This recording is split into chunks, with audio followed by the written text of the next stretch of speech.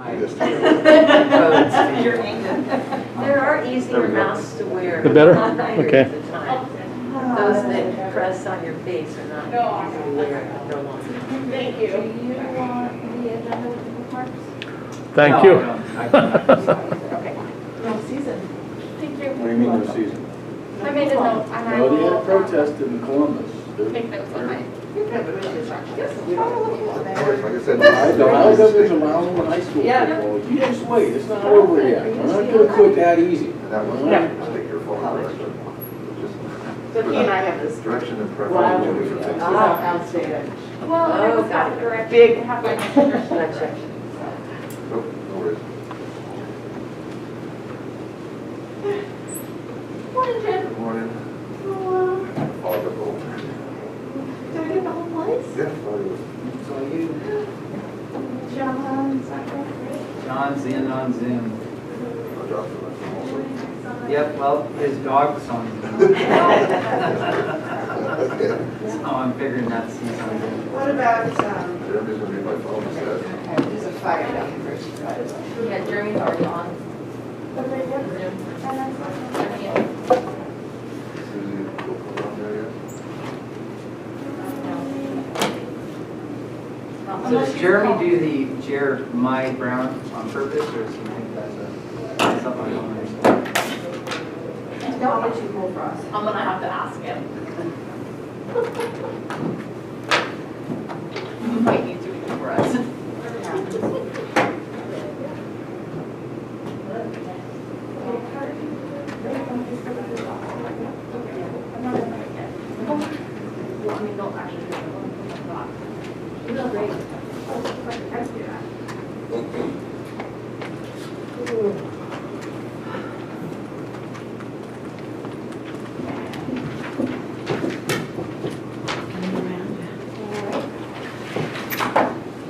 I don't know what you guys did differently last meeting, but the volume when you were watching from Zoom was significantly better. I think it's just we do, marketing setup. Yeah, right over there. Yeah. It was a lot better when I was watching from home. Spend the whole night Better? trying not to Yeah. get in the That's fine. box? Yeah, I mean, we're using these mics on these cameras and actually both of them, so it should be. Yeah, yeah, it was a lot better.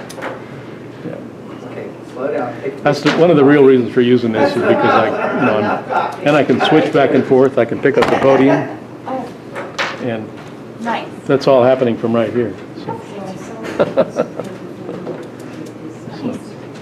And then I can put up the, Yes. what Word document says they're in recess, Oh, nice, so yeah. I can kind of make it better for the people that are Let people watching. know, yeah, let people know what's going on. But we're using better mics than we are off of those laptops. So that's what it amounts to. So Yeah. Yeah, it made the audio a lot better from home. which is the real important part. Right. It's better that they can hear what they're saying than what they can see what they're Hear what each saying. other's saying. He is on the Zoom. He is. I'm assuming so, he's got the whole camera next to his thing, but it's, I mean, it's turned off, he doesn't want us to see it, but. Of course. None of us do. Right? I was gonna say, yeah, mine usually stays off unless I have to actually talk. Saving that. I still haven't figured out how to put the background on. Me neither. Got to have an i7 computer. You probably don't have enough power. Maybe in the Golden Gate.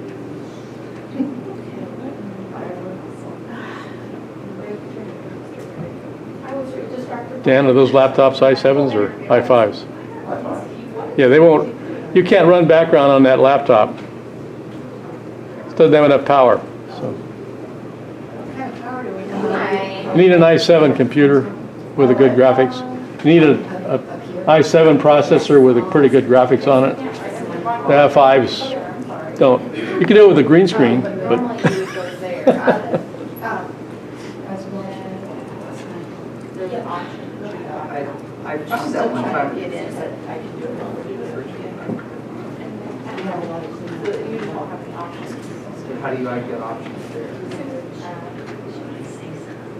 Huh?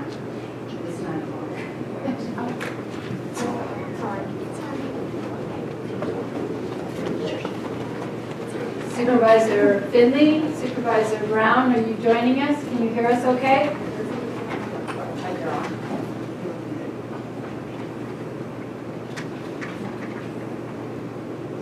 Supervisor Finley?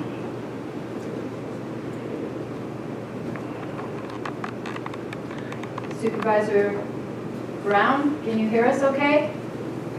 I can hear you just fine. Thank you. You came in. Supervisor Finley, we could not hear you. We could see that you have your dog picture up on there. And so it's 9:01. We are going to begin today's meeting. And we want to thank you for joining us on today's September 1st, 2020, regularly scheduled Board of Supervisors. We do have several housekeeping we're going to address, and then we're going to also change the lineup a little bit again as we have one of our reports coming from a different county that we need to address. So Dr. Kins, would you like to, before we get the pledge and everything, do housekeeping? Would you like to do that? Absolutely. I hope you can hear me. If you notice, we have a little bit different formatting here. We've been strongly encouraged by our health advisory team and health officer to demonstrate better social distancing and wearing of our masks. So in those who are wearing a mask, we remove the podium. I don't know if Gerald can scan that. We move the podium to the back of the room. For those who come in, will be further away from the board and those in attendance. So this will be our new format for a while. Thank you. Thank you. And I see that the sheriff has joined us. Would you lead us in the Pledge of Allegiance, Sheriff? Certainly. Please stand.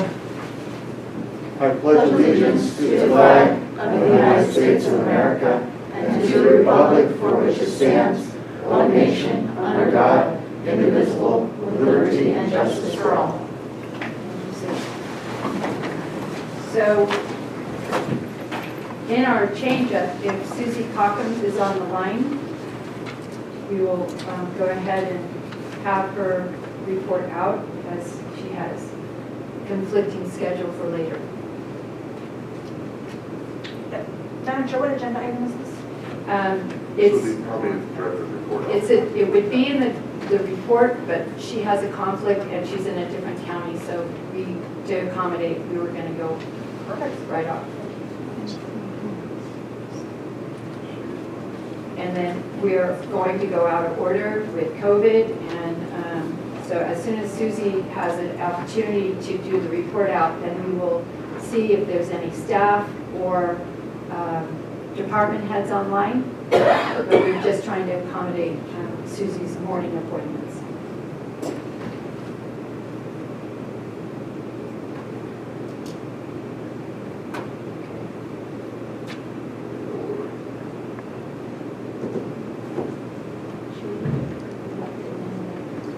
So we'll go ahead and, while she's trying to connect with us, we'll go ahead and ask for our COVID update. And we'll welcome you to the front, which means back in the room now. Podium. All right.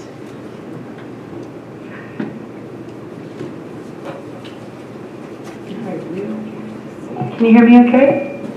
Little feedback. Is that better? Okay. Good morning. Thank you, Madam Chair, Board of Supervisors.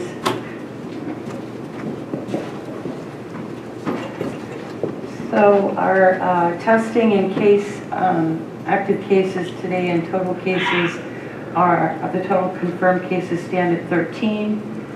We have 11 recovered cases and 2 active cases. We continue to have no deaths in our county. We have 2 active isolations and 12 active quarantines. To date, we have 14 total isolations, 72 total quarantines. That's since the onset for us in March. The total negative tests conducted were 1,917. We're awaiting results on 11, and the total tested are 1,941. We continue to work with partners and the state to ensure testing needs are met in our county. Testing is a really important and continues to be a really important element of case finding and being able to contain the spread of this illness in our county. As you know, the governor announced his new blueprint for a safer economy. This is the evolution of the reopening of counties. It replaces the county monitoring list. What you will notice is on the California COVID-19 website, if you go to that website, there's a blue button that says find what's open. If you click on that, it takes you to a site where it's still on the COVID website. It takes you to the web page where you can enter the county, and you can either just look at the county as a whole, or you can enter specific businesses to see if they're open. That will take you to our county if you put Trinity County, and it will show you what tier we're in. We are in the moderate tier right now. The moderate tier basically is you have to have less than 3.9 cases per 100,000 residents, and you have to have a positivity rate that's below 4.9%. Minimal is below 1% of cases and below 2% positivity rate. So we are at the moderate level right now. The initial data used to place counties in tiers was the data, they collected data or looked at the data on August 27th. Moving forward, the next round will be, they'll look at the data on September 7th, and then they'll place counties in tiers on September 8th. The key to this is a couple of things. Number one, the state, thankfully, has streamlined a little bit how they're collecting the data and what data is used to place counties into tiers. That information is, the two criteria is the cases per 100,000 and the positivity testing over a 7-day average with a 7-day lag time for both of those criteria. These indicators will be assessed weekly. A county will remain in a tier for a minimum of 3 weeks before being able to advance to a later tier. A county can only move forward one tier at a time, even if the metrics qualify for a more advanced tier. If a county case rate and test positivity measure fall into 2 different tiers, the county will be assigned to the more restrictive tier.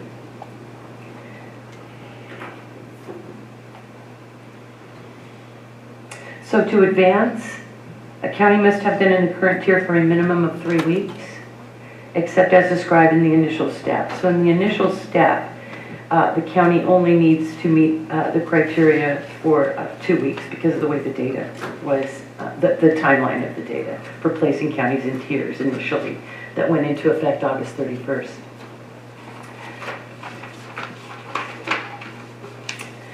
The opening is guided by what tier, and the criteria used to determine what sectors can open in what tiers is based on low, medium, and high risk for those sectors.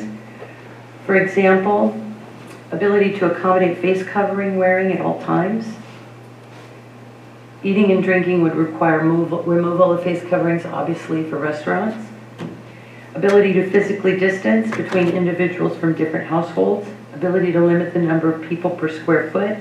Ability to limit duration of exposure. Ability to limit amount of mixing of people from different households and communities. Ability to limit amount of physical interactions of visitors, patrons. Ability to optimize ventilation, indoor versus outdoor, air exchange and filtration. Ability to limit activities that are known to cause increased spread, such as singing, shouting, heavy breathing, loud environments, which will cause people to raise their voices. Again, these are the criteria for how to determine low, medium, high-risk sectors. Schools, as you know, our schools are open. The governor set out in this blueprint that schools can reopen in person learning, as long as they're not in the purple, which is the highest tier. That's the highest case rate, highest positivity rate. And then schools,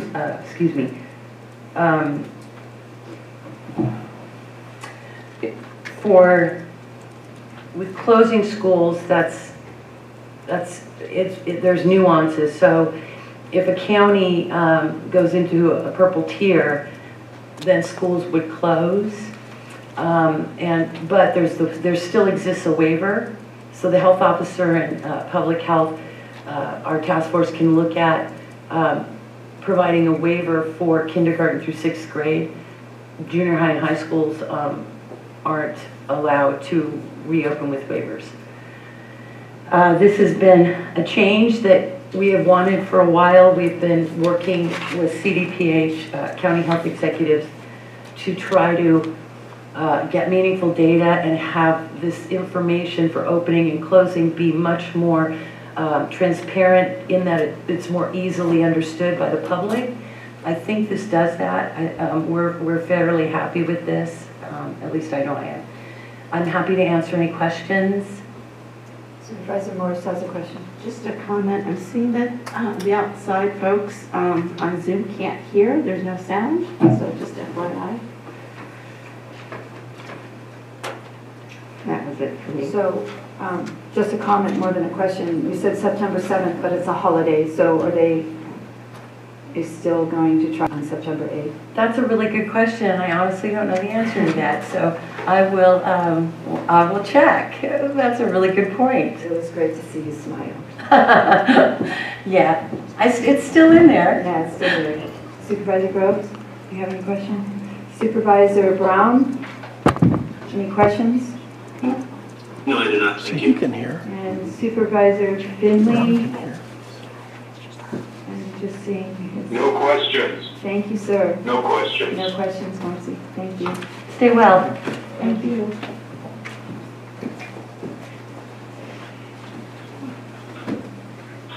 So is the audio working before? Well, Brown and Finley can hear us. Yeah. Okay, good. Thank you. Good morning. Christy Anderson, Trinity County Environmental Health Director. I wanted to give some updates as the governor's announcement came Friday afternoon for the new modified system where we were tiered, as Marcy was describing. Because that came on Friday afternoon, and then Marcy put together this great press release for her team, we did try to email everybody and let them know late Friday afternoon, but my email did crash. Unfortunately, there was some delays there. I just wanted to let you know that it's been slow going trying to get that information out, but we're happy to answer those questions as they come. We did receive some complaints that maybe there was some misunderstandings to that guidance, so just to kind of go over some of that. So museums and entertainment centers such as the bowling alley, the theater, now can be opened at a 50% or reduced capacity under the moderate standing that Trinity County is in. Bars are allowed to be open outdoors only. And again, I want to really stress the fact that if you don't have an ABC license and that has your premises outdoors, to call ABC and apply for that emergency catering license to allow for that premises to be extended outdoors. We also had indoor dining open up as of yesterday, 50% capacity. This is pretty much where we were before the governor shut us back down. And spacing in between the tables still 8 feet, still same guidelines. And we've had some nuanced questions come up from businesses and complaints about other businesses, and we've been trying to work through all of those. I want to give a special thanks to the Jeffrey England at the Food Bank as he handed out 6,000 masks and 1,000 flyers for outreach. Really great support in that area. We handed out, I think in total together, over 30,000 masks, and we've done a lot of outreach to businesses, really trying to stress the point that we want to stay healthy and we want to stay open. And because the new guidance from the governor's office with modifications, to really give you guys a pointer, the purple category says 7 new cases per 100,000 on average per day. If you divide 100,000 by 7, that gives you 14,000, which is still higher than our population. So it would take less than 1 case per day on average to get us to that purple category. So I really want to stress to the public, it's never been more important to follow the guidelines, to wear the masking, to do the social distancing, to practice all the COVID safety protocols that we've been pushing and pushing and pushing. So I think that's about it. Does anybody have any specific questions? Thank you. Thank you, Christy. I know it was a quick announcement Friday, and everyone's kind of scrambling for yesterday's opening. And thank you for mentioning about the ABC outdoor license. I think there's some confusion. So those restaurants with bars inside, are they able to allow seating at the bars? So that was a question that did come up, and because it's not directly in the governor's guidance, I reached out throughout the state of California, and everybody seemed to be in agreement that if they space 6 feet apart at the bar, they could serve food there with drinks, but if they're only serving drinks, then it would have to be outdoors. Okay. And of course, for the standalone bars that aren't really considered restaurants, does ABC have some definition on what constitutes serving food, or they're just deemed they don't serve food? They actually have strict definitions on what defines a meal. So if you are serving drinks indoors, it must be served with a meal. And ABC is very strict about what they consider a meal. Sandwiches and salads didn't make the cut. So just to give you an idea of how strict it was, it's very specific. Okay, thank you. And I'm sure you're going to be busy this week answering more questions. So thank you very much. Supervisor Groves. Supervisor Brown, do you have any questions? No, I have no questions. Thank you. Thank you. Supervisor Finley? No. Thank you. So I have a technical clarification to understand, and on the numbers when they're reported to the governor and to the state, because we have so many that are no longer active, do the cumulative number, is that what will trigger it, or is it if we have hit a certain active number? Because as we test, we're going to increase in our cumulative. Will that bump us into the next level up? So can you please, Marcy? I'll have Marcy address it. Thank you. Thank you, Christy. Thank you, Chairwoman. The way they calculate this is not just by day, because it's a 7-day average with a 7-day lag. So it's a little more complicated than that. However, they do adjust for testing numbers for the positivity rate. And I am not an epidemiologist or a statistician, so I can't get into great detail about that. I do know that, however, that they look at it over a 3-week period. That's why you can't change tiers in that 3 weeks, because they need enough time. Number one, they want to have enough time to make sure we're not opening too fast, but they also want to be able to look at, with that 7-day lag, what that 7-day average is over time. I can give you a more detailed answer regarding the testing numbers. Because it's a positivity rate of those numbers, they do make some adjustments on the numbers of tests being done. So if I'm hearing you correct, Marcy, and I apologize if I'm not, it's a 3-week window. So those that have tested positive that have rotated out would not be considered part of that formula. It's just that 21-day period. Correct. Okay. So it's a 7-day average with a 7-day lag. So they look at a 7-day average. Okay, so that's great news. And the other follow-up is in the early August board meeting, I believe it was Elizabeth Kelly from Calusa, whose county had reduced and they weren't bumping down. Do you know with this new formula, if we progress up, can we also then go backwards? Correct. We can. Yes, so That's if we great fall, news. yes, Chairwoman, if we fall below less than one new case per 100,000 in that 3-week period, and less than 2% of our positivity rate, that is the minimal tier. That's the tier below us. We can also go the other direction as well. And remember that if you have, so if we had a number that put us, one of those numbers put us in a minimal tier, but the other number, like, so for example, new cases, say that put us into the minimal tier, because we had less than one. But if we still had over 2% of our positive rate, we would have to stay in that moderate. So if you have two different and they fall into two different tiers, they go with the more restrictive tier. Okay, thank you. Yeah. Appreciate that. And that's all new, so thank you for that.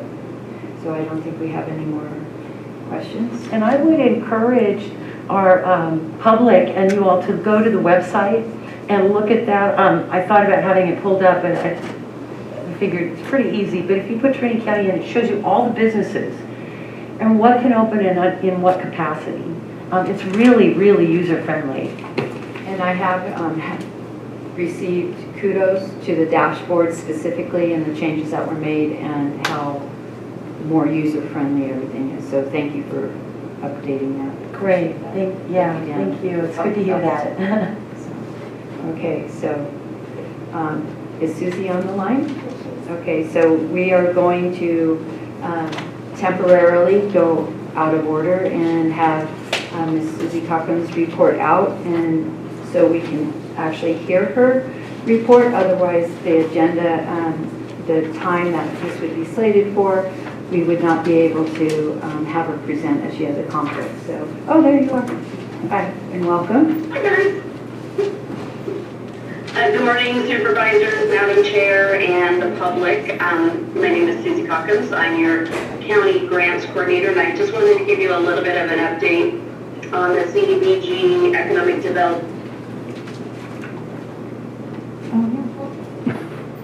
across the county for the last several months, and as it relates to COVID, because this is in response to business closures and business lack of productivity because of shelter-in-place order. But if you will recall back several months, we discussed the Economic Development Program as a means to assist businesses in remaining open.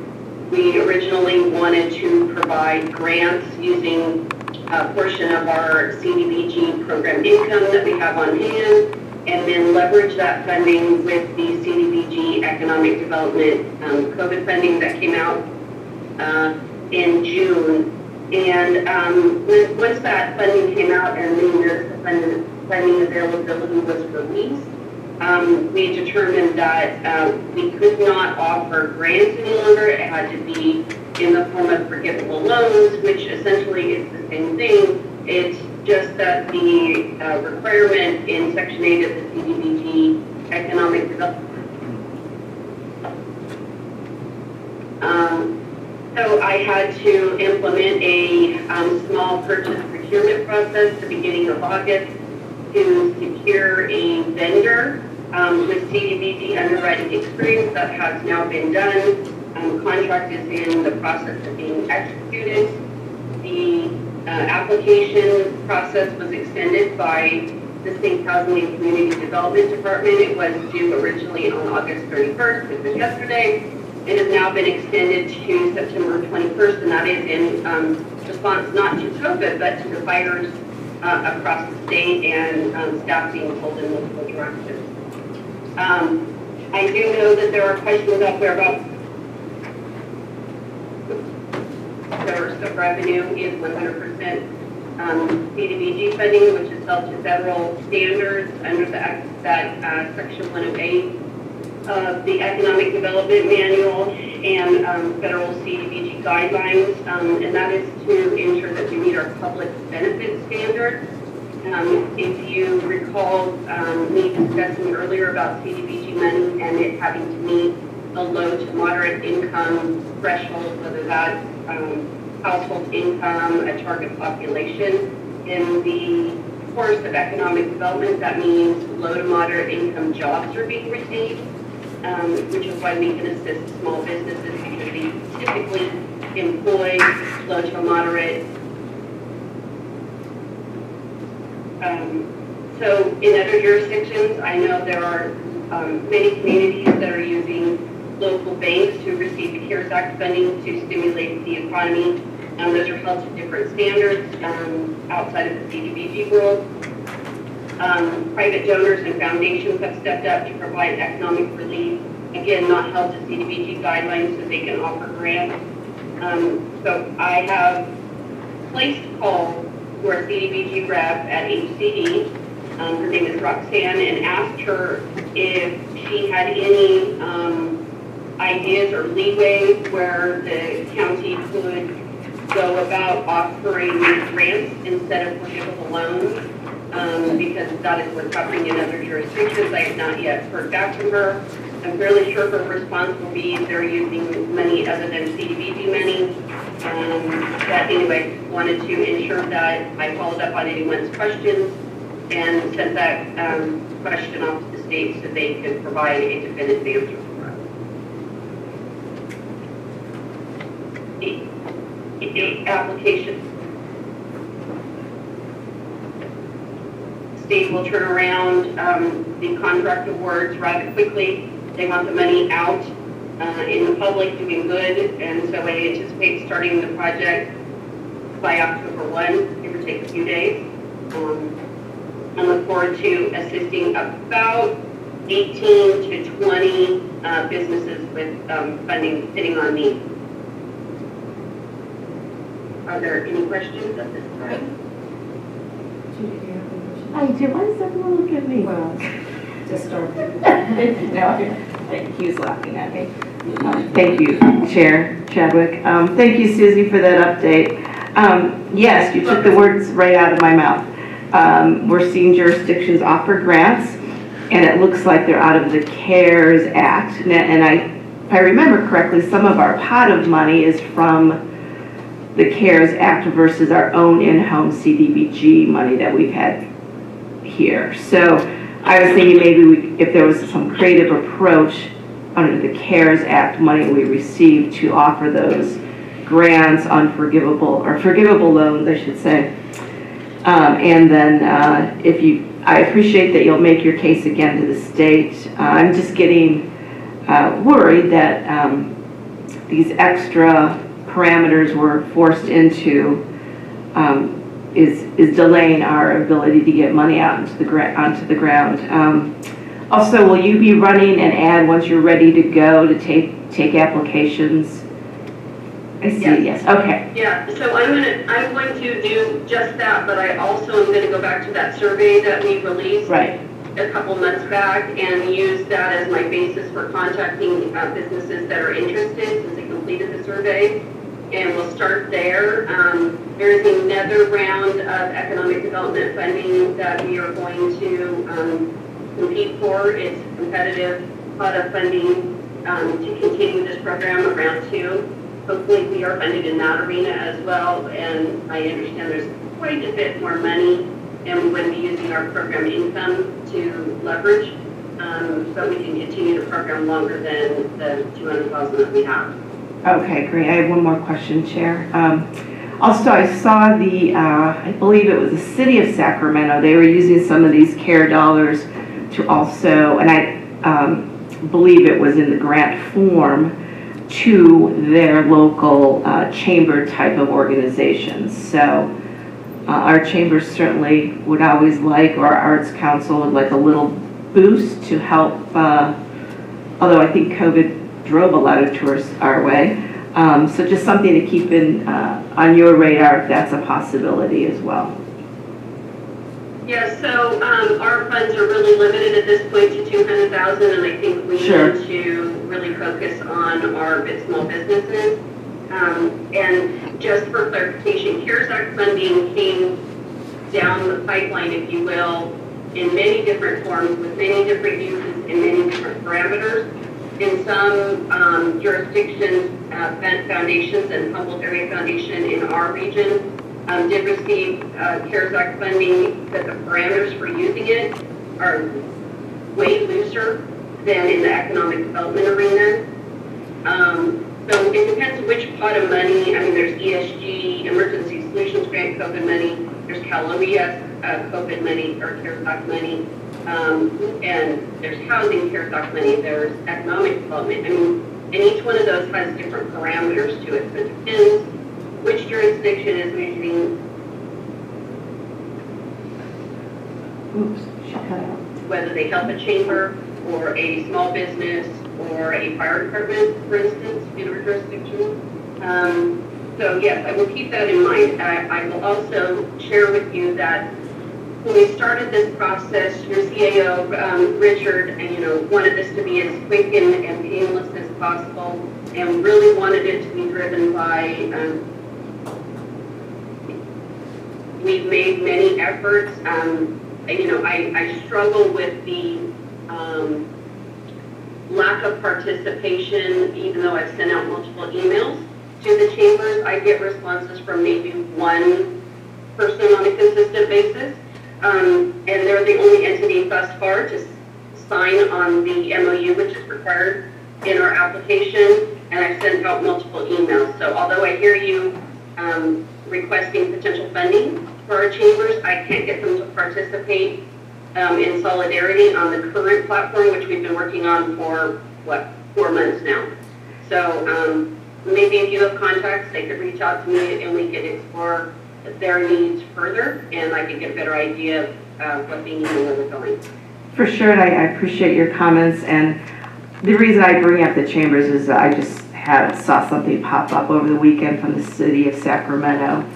And certainly, I understand that the current amount of money can't be used for that, but if down the road you see something pop up and you get more participation, I just wanted to bring that to your attention. And I will mention contacting you as well. So thank you. Supervisor Groves? Thank you. Supervisor Brown, do you have any questions?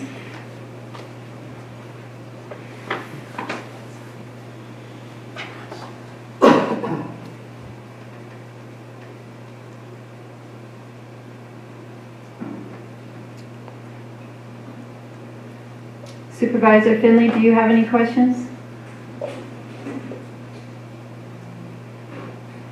So we're having a little audio because I can't hear either one of them. So perhaps they can use the chat. Can you, Susie, check the chat? Nothing in the chat. So I apologize, supervisors, if you had any questions, please directly email Susie Cockums. And Susie, thank you. You actually answered the question I had with Supervisor Morris' response to her. So I appreciate that. And thank you for adjusting your day. We should be able to provide us with all that information. We really appreciate it. Thank you. Absolutely, my pleasure. Have a great day, everybody. Thank you.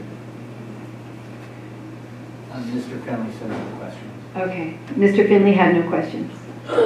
We're just not hearing him. Supervisor Groves read it, so. Working out all the IT. Thank you. So we are going to move into public comment. And before we do, I'd like to know if there's any department heads or staff on Zoom or on the telephone that they can identify themselves.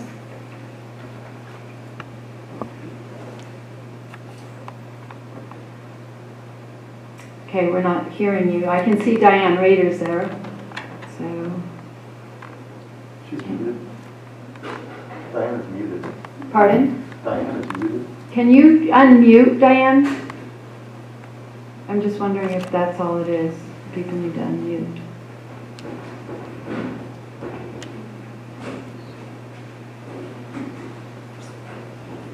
heard somebody's hands up.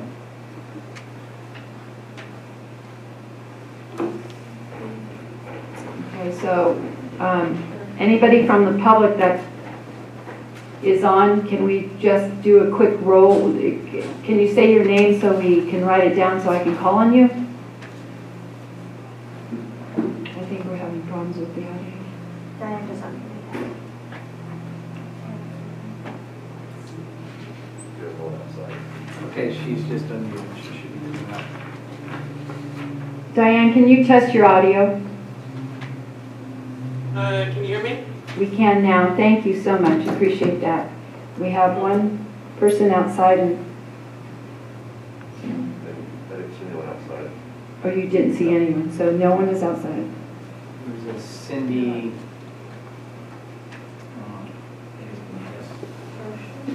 Cindy, are you on Zoom and are you planning on speaking in public comment?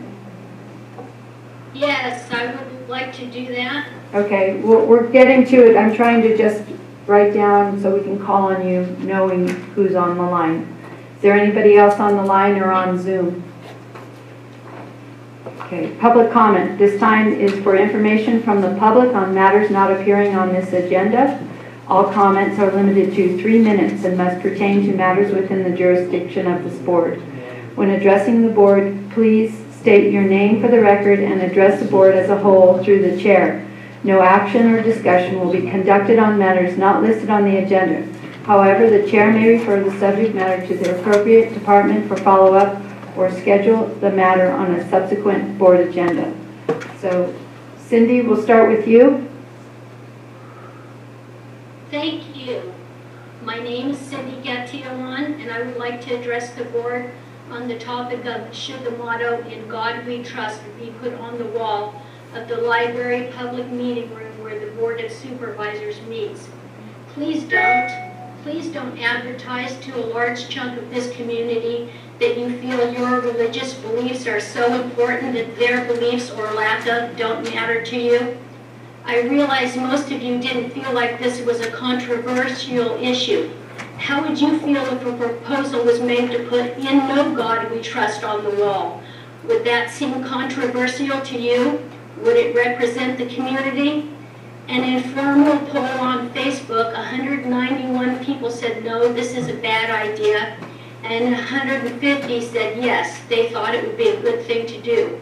There were over 1,000 comments, and this isn't about offense, it's about inclusiveness and not showing favoritism. I don't know why the board is even spending time on this. It seems to me you already have plenty to do. If you must have a motto, have an inclusive one, not one that excludes a large chunk of Trinity County residents. The original motto that our founders agreed to was "E pluribus unum," from the many one. Please let the representatives support all of us, not just the ones who believe in God or gods. Thank you for your time. Thank you, Ms. Cindy. Is there anybody else on the Zoom or the telephone?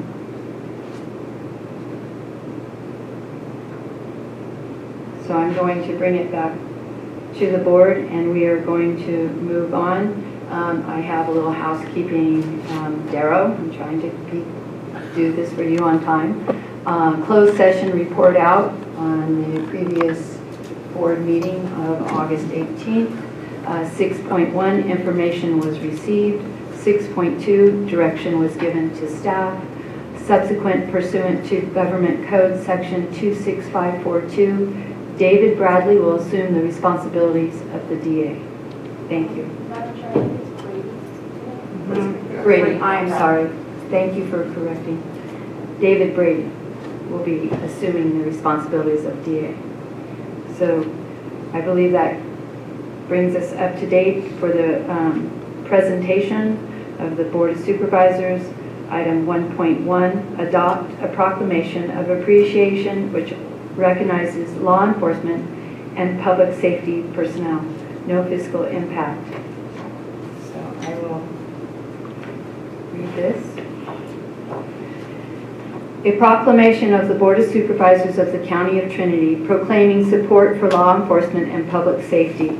Whereas the Board of Supervisors prioritizes the county's public safety employees, commonly called first responders, at the very highest level in carrying out their critical role of protecting and ensuring public safety. And whereas law enforcement is under siege in the United States, and whereas the Trinity County Sheriff's Department is one of 17,385 law enforcement agencies in the United States, joins rural fire departments and emergency services, acting in a combined team effort to risk lives in rescuing people who find themselves in dangerous circumstances, rendering aid to the injured, and protect the lives and safety of the public, regardless of personal peril. And whereas the time has come to stand up and show support for Trinity County sworn law enforcement officers from the Trinity County Sheriff's Department, Trinity County Correctional Officers, California Highway Patrol, Trinity County Probation Department, California State Department of Fish and Wildlife Officers, Trinity County Marshals, the District Attorney Investigator, and the United States Forest Service officers. And whereas the Board of Supervisors values protecting all members of our community, the board believes law enforcement is the cornerstone of safe and prosperous community and is essential to keeping Trinity County family-friendly, attractive for visitors, and supportive of businesses, and recognizing there are systematic issues that need to be addressed by agencies nationwide, and whereas Trinity County will continue to maintain the very highest level of standards regarding training and protocols of law enforcement, and whereas the Board of Supervisors refuses to be silent or divided, refuses to allow ignorance, injustice, or hate to prevail, the board helps to spread knowledge, supports our neighbors, displays patience and tolerance in respecting laws, and supports the constitutional rights of all citizens. And now, therefore, be it proclaimed that the Board of Supervisors of the County of Trinity and the Board of Supervisors does hereby support all law enforcement agencies and first responders who selflessly serve, duly passed and adopted this first day of September 2020 by the Board of Supervisors of the County of Trinity.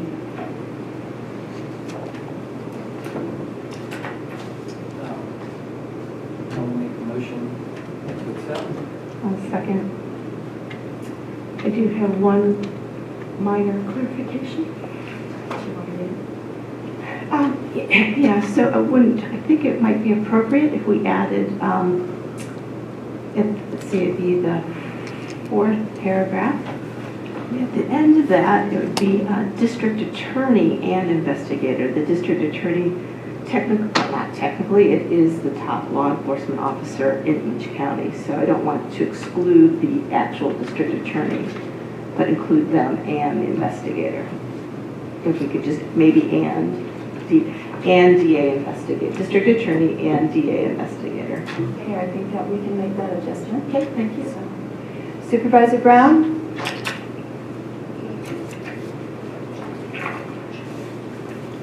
So it's really, Is that a subsequent motion, or is Keith amending his motion? I'll amend mine too. thank you, Keith.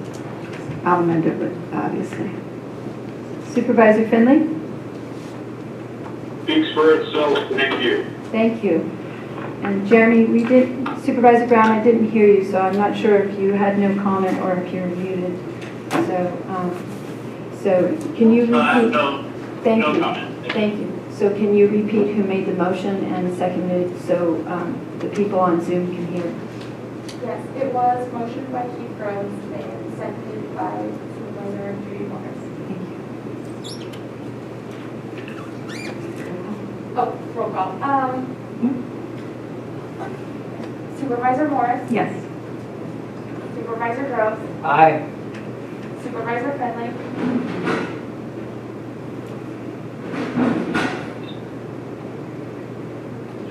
Supervisor Finley, Aye. Aye. Thank you. Hear you. Supervisor Brown, Aye. Supervisor Chad. Aye. So we'll have this adjusted, and thank you, Sheriff. We would love to do a photo, but we can't to any close contacts, so thank you.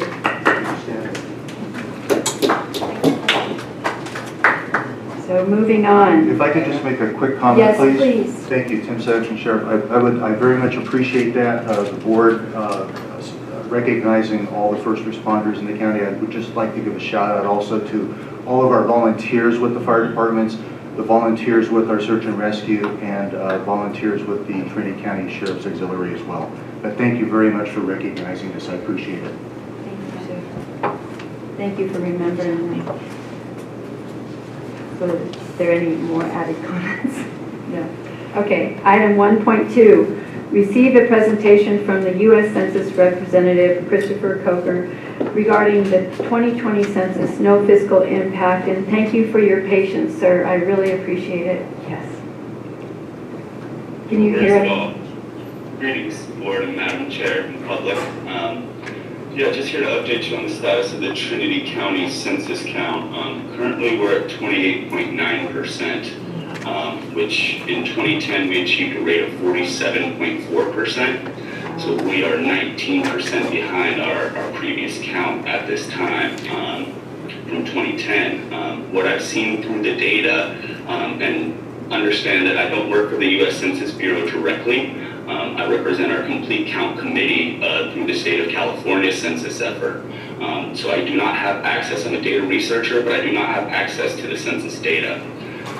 One area of concern that I'm seeing is of our 28.9% response, we have 16.9% of those responding via the internet, which in a low broadband community as Trinity County is, as a data researcher, it presents an opportunity for discrepancies of that data, especially considering the bungled messaging that happened to internet response, where we asked people to respond via the internet, got a notice from the census that said, please ask them to stop responding via the internet until update leave is completed. And so this whole bungled messaging kind of put in a loop in our opportunity for outreach. We saw a significant rise in our response rate during the time where we did ask for internet responses. However, that was back in March, and we saw like an 8% increase at that time. It's been the largest increase that we've had over a small incremental period of time,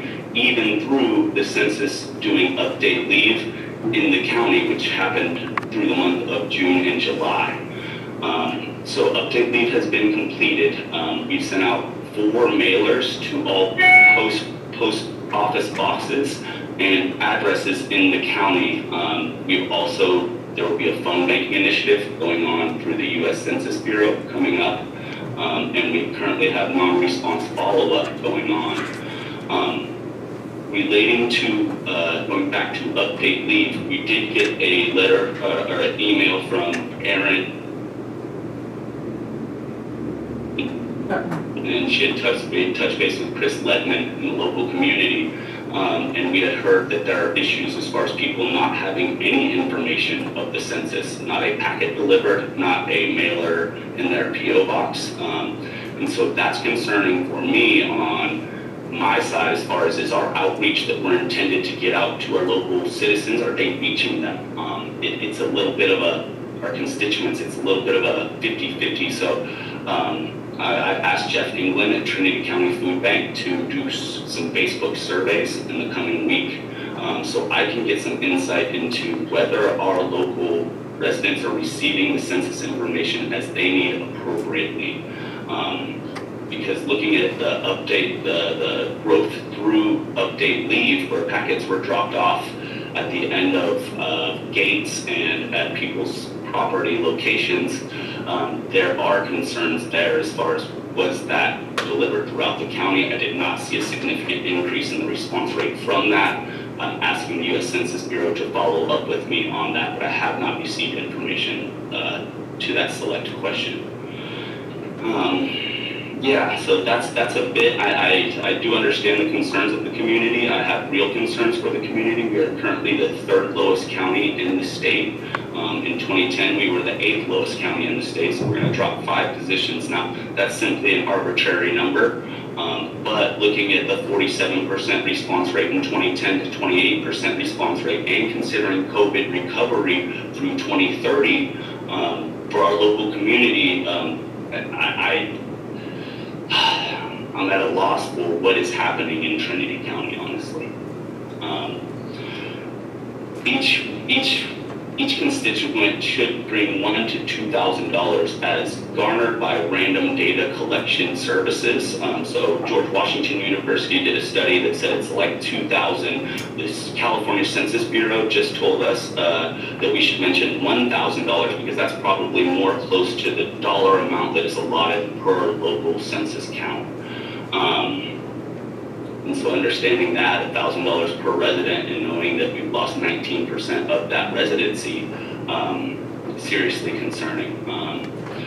Initiatives that we have coming forth, if I can, do I have the ability to share screen? I'd like to show you all we have a flyer going out this weekend, a local postcard from Christine from Junction City Schools.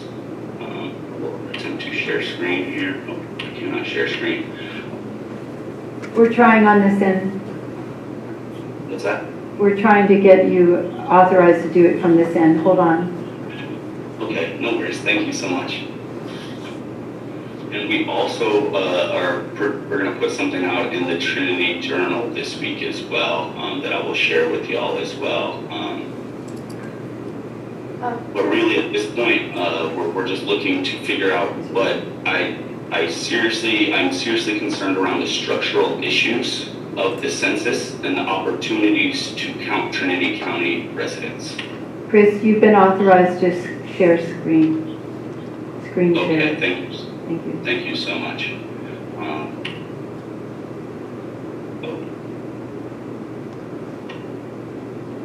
I apologize.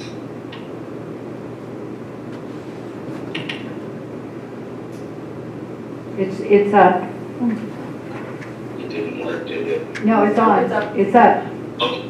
So as you can see here, we have a photo of Junction because we want some local residents, local constituents to know that they are represented by local population. And so this is the way that we're hoping we can get some resonance with our local residents. We're counting on you to be counted. Trinity counts. As you can see, there's a photo from their Distinguished School Award that they received, I think a couple years back. And then to follow up, it says, Junction City School lost hundreds of thousands of dollars over the last 2 decades due to our residents and students not being counted. Please help us get counted so we can get our fair share of federal funds. Trinity County students deserve the same opportunities as kids in large urban areas. And with that messaging, we're hoping to have some resonance with local community members. I'm going to stop the share for a second.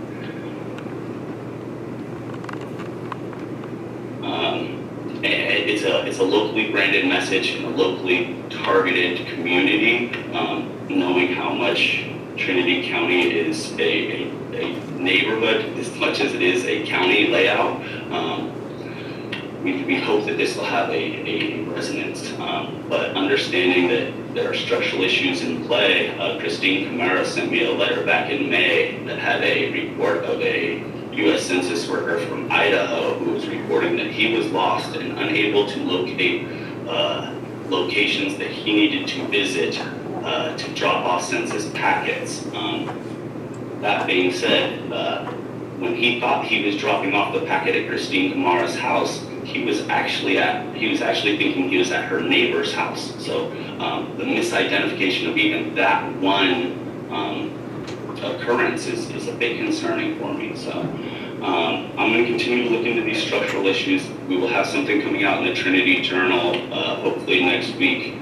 And we do have additional funding. We've been putting out hand sanitizers and toothbrushes with Trinity County Office of Education, with the food banks, and with Human Response Network.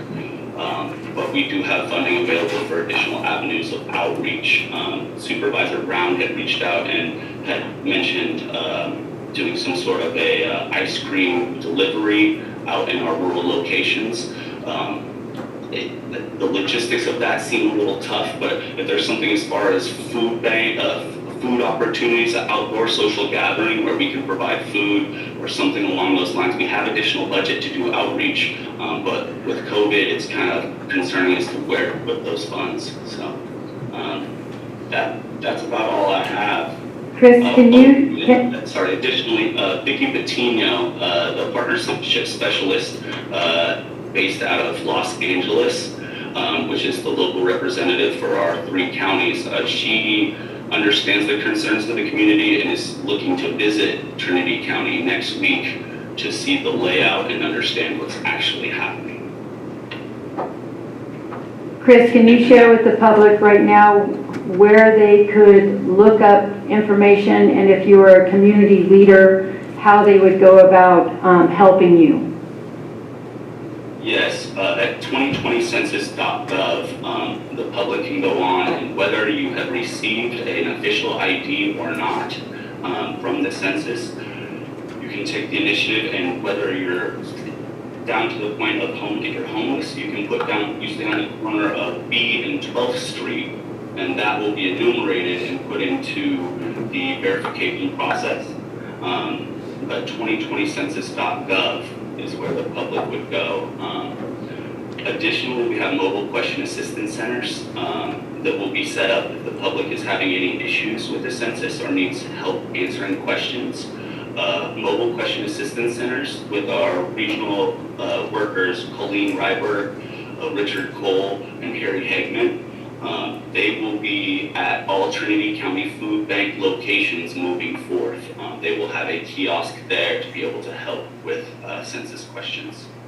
Sorry, Madam, did that answer all your Yes, questions? thank you. And we do have supervisors with questions, so we're going to start to my right. Supervisor Morris. Thank you, Chair. Thank you, Chris, for the update. Appreciate joining us today. And something I would just want to also make sure everyone's aware of, we have until end of September to get our numbers in, and unless Congress extends that deadline, but that's kind of I believe, a legislative legislation that they have to end by September 30th, I guess. Also, I think you answered my question, but I just want to make sure I heard you correctly. Even if someone doesn't have that number ID that was dropped off in those packets at each person's door, they can still register either online, by phone, if they obviously received that piece of that card. I saw the card that came through. They would send that in. So even if they don't have the number, they can still do it?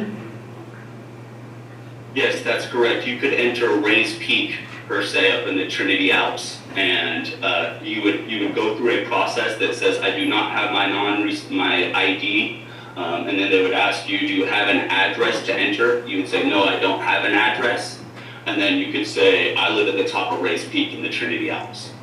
Okay. And that would be run through the verification process and eventually enumerated as an SBE, an additional location. So it would still be homelessness enumeration, but that person would be counted within the Trinity count. And even if you have an address in Weaverville, physical address or P.O. box, but don't have that specific number that the census sent out to each individual, they should just keep moving forward. Yes, correct. You can enter that address on the second screen, I believe it would be. You'd say that you don't have a response ID, and then it'll ask you for your physical address, and that will be used as a more direct locator for that count.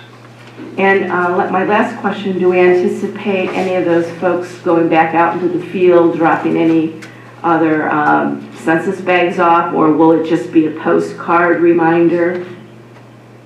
We should be having door knocks go on right now, okay. To the point where it's not just packet drop off, but our census enumerators, we're in non-response follow-up, so they should be seeking to knock on a door where applicable. Now, they cannot enter a gate that is a blocked property, so they would leave a packet at those residences, but where possible, they are instructed to knock on the door and speak to someone when possible. Okay, thank you very much. Supervisor Groves. Yeah, Chris, this is Supervisor Groves. This is not very helpful for you, but I will say that I helped several people in my community online and got them online and counted originally early without the ID numbers, and every one of those, including myself, had a Census Bureau or a census person come and say we were never counted. So there is a flaw in that system someplace, so I will say we are having our doors knocked on now to be counted. But the original, something went wrong early, I don't know if it still is, on when you didn't have an ID. And then... Yeah, sorry, go ahead. Didn't interrupt, but... And then I have a question here from somebody that wrote in, and it said that they wanted to know if you were working with other schools also. Sorry, I couldn't hear that last that part. If you were working with other schools on your media also. Other schools? Yes, you used Junction City as a marketing. Yeah. Have you worked with other schools also? Yes, we're working with Sarah Supa with the Trinity County Office of Education.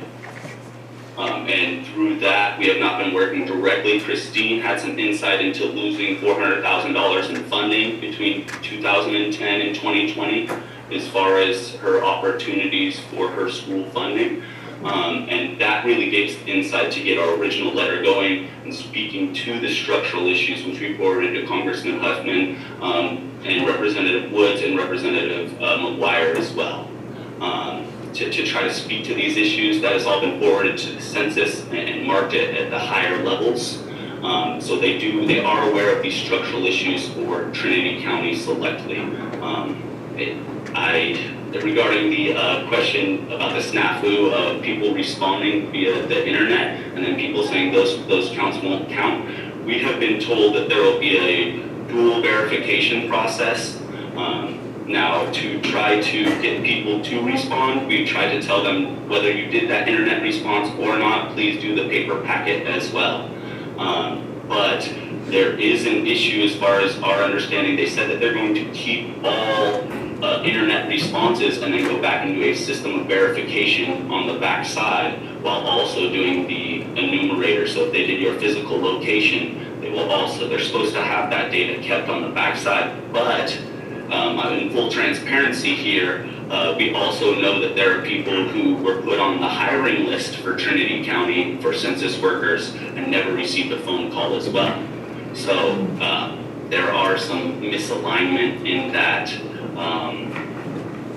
I guess the opportunities for checking.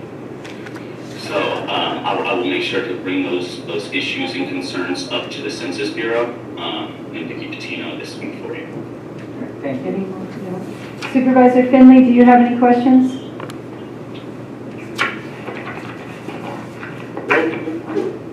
Nope, thank you. Thank you. Supervisor Brown?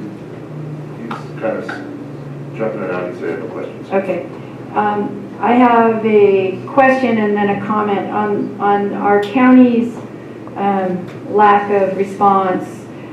Do you believe that the COVID is also impacting people's ability to respond? That's one, and the side to that would be, is this phenomena not only our county but other counties? So that's my question. Yeah, in response to the question about COVID, yes, there's definitely an impact. For me, I'm not a member of the community, but I am invested in this community through the census work that I've been doing. I understand the importance of this. And so for me personally, it's hindered me from being able to get out and run down to High Palm and be in the select enclaves of Trinity County, to be out up in Trinity Center next to the lake, to head into the Alps. And there's opportunities for outreach, which I've been hindered from because of Humboldt State. We cannot travel. That being said, through COVID, opportunities for outreach were seriously decimated. The Trinity County Fair, we were looking forward to possibly getting in there and doing some outreach with the local community, especially down in the southern part of Trinity County. And we were hindered there as well. So I do know Colleen told me that she was trying to find spots within the community to do outreach, and there were concerns from local businesses and community members about the social distancing and the placement of outreach at the current time dealing with the pandemic. So we have definitely been affected. So that leads me into my comment, because we are a rural county and most of the citizens receive their mail via post office, and the ridiculous rules about the census not being mailed to a PO. So this has been brought up at RAC, the Rural Association of Counties, both at the national level and at RC, which is the Rural California, representing the counties just in California. So once again, I would strongly encourage a relook at that, prohibiting the census going to the PO box, because we don't receive our mail in a mailbox, and it simply does not give rural communities the equal footing. And I've also mentioned that both those, that with the fires, that so many people are displaced, that this census is not a reality. So that you can take that with whatever you want, but it has to change, and we have 10 years now. So it has to change, the PO. So that's my comment, and thank you for working so hard on behalf of Trinity County, and I hope that you are able to somehow figure something out, and hopefully people listening to this will be encouraged. Thank you. Thank you, Ed. So how's the board doing? Anybody need to take a break? Sure. Okay, so. And if I can, just yes, really please. quick follow-up. We will be doing a closing write-up of the experience that we've had. The state is aware, the Federal Census Bureau is aware too, and like you mentioned, many other rural counties that deal with this PO box issue are affected as well. Now, COVID added an additional exacerbation of whatever issues are happening in our rural populations, unfortunately. But that being said, this is something that desperately needs, I fully agree with you, Madam, something that desperately needs to be addressed at the national level, especially recognizing the importance for our rural and remote, even considered frontier communities. We are being severely impacted by this, and frankly, it's just not fair. Yes, sir, you're correct. Thank you. Thank you for that. So, Thank you, Chris. yeah, is there any? No, okay, so why don't we try to get through consent real quick, see if we can do that. So,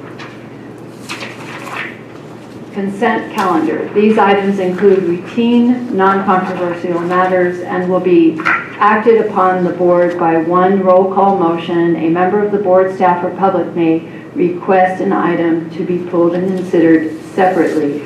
So, Supervisor Brown, are you pulling anything out of order? No, I have no items to pull, thank you. Supervisor Finley? Well, thank you. Supervisor Groves? No, ma'am. Supervisor Morris? Neither am I. So, is there anybody on the line, as staff or department head, that needs to move anything? No? Is there anyone from the public that wishes to address a specific?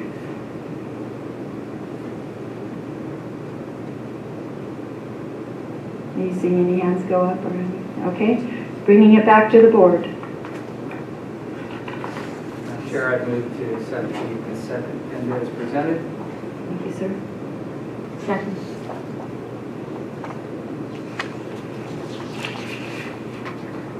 Can you go ahead and announce for the people on that who, okay.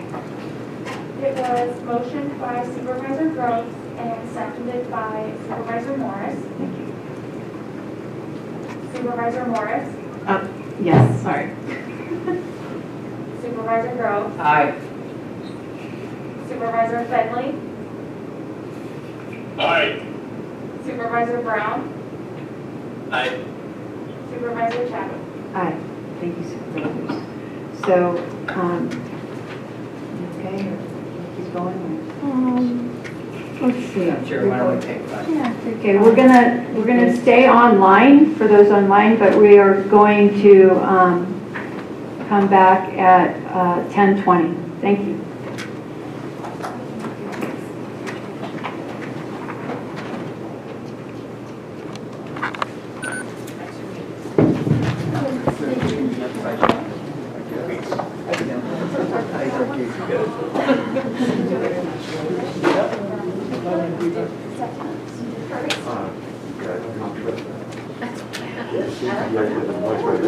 But it's not. I mean,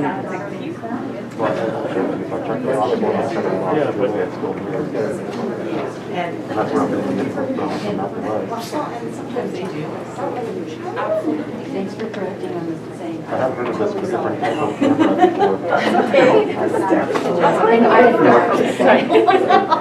I practiced it. That's why. If you'd just leave it. I said, well, we're not gonna, I took a week off to help you. Because I can, we got a case. So I said, how about I go approach Trinity, get their permission, just to look at it. Yeah, but to. And they never knew, that's what. I haven't let her, at least I get my ID. We're still trying to work something back in the law. Keep these kids. There's some good kids out there that have a senior year coming up. Issue. So I'm They're just- My understanding is How do they get their, they can just do it remotely, because that's how we compare. So we can blame me.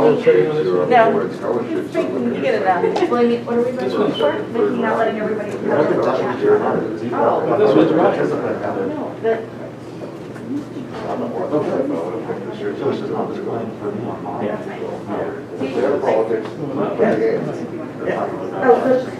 You know, we are going to get a good view. That's for Are you talking about football? There's a number of things happening. Now, better now. When she spotlighted that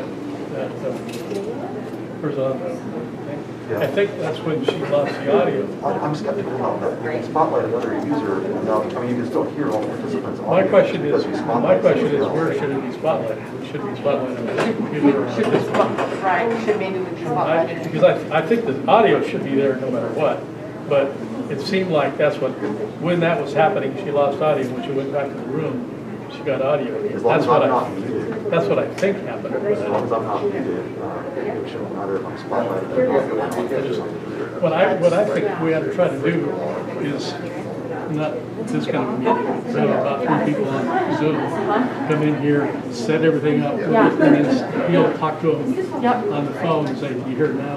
Right, how are you hearing? Although we did have some that seemed to be confirmed. How are you?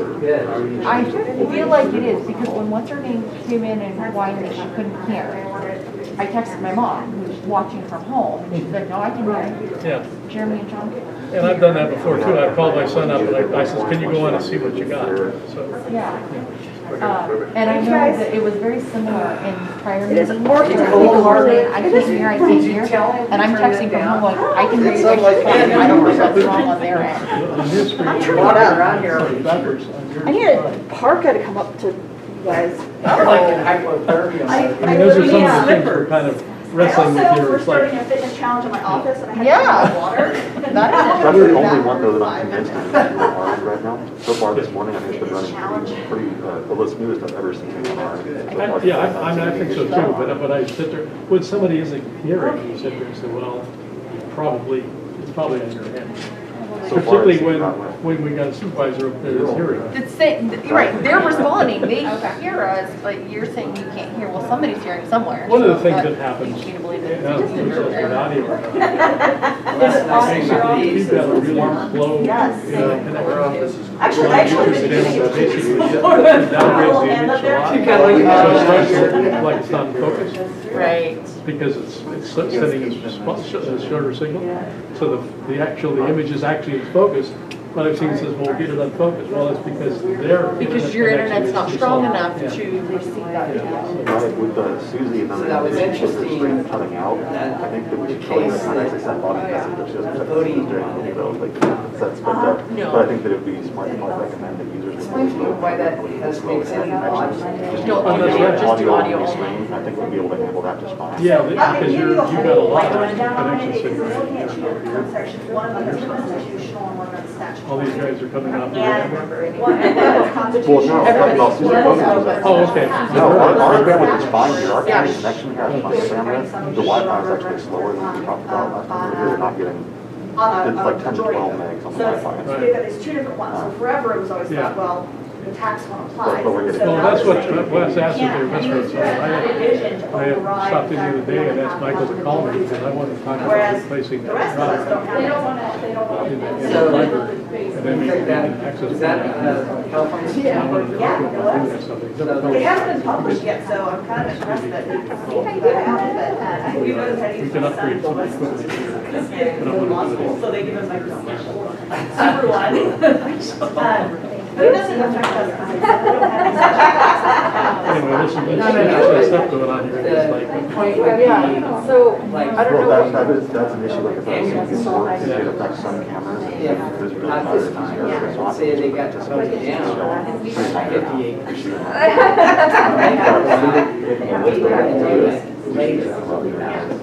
What it really does is that people put stuff as free special taxes on us So far. in the past versus before that. General taxes. Yeah, get that one. I'm not sure I like it, but. Correct. There you go.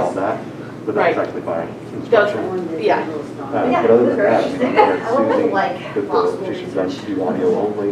That user Mariah reporting no audio and then later reporting no audio again. Right. But at the same time, she just had it. I'll drop the list. You can read this. Okay. So far, Good, I think it's been- good. That's all, yeah. And we're today, maybe we can get together on Thursday afternoon. Fix that connection. So maybe we can get together on Thursday afternoon. If that yeah, works. something, I mean, I'm back, that's I'm back in what- town on Thursday, so I think it would be helpful for us to get over here and kind of troubleshoot some of this stuff That's what I that we're think. seeing. I think we could Yeah, go through some of this stuff and Yep. and kind of get it, because there's some unknowns here that we're not quite picking up yet.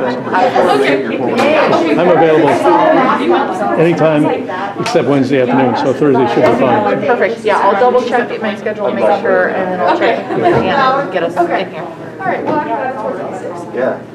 And the spotlighting, or the spotlighting is here helping? Yes. Some people work out on muscles. Right? That's what it's kind of to the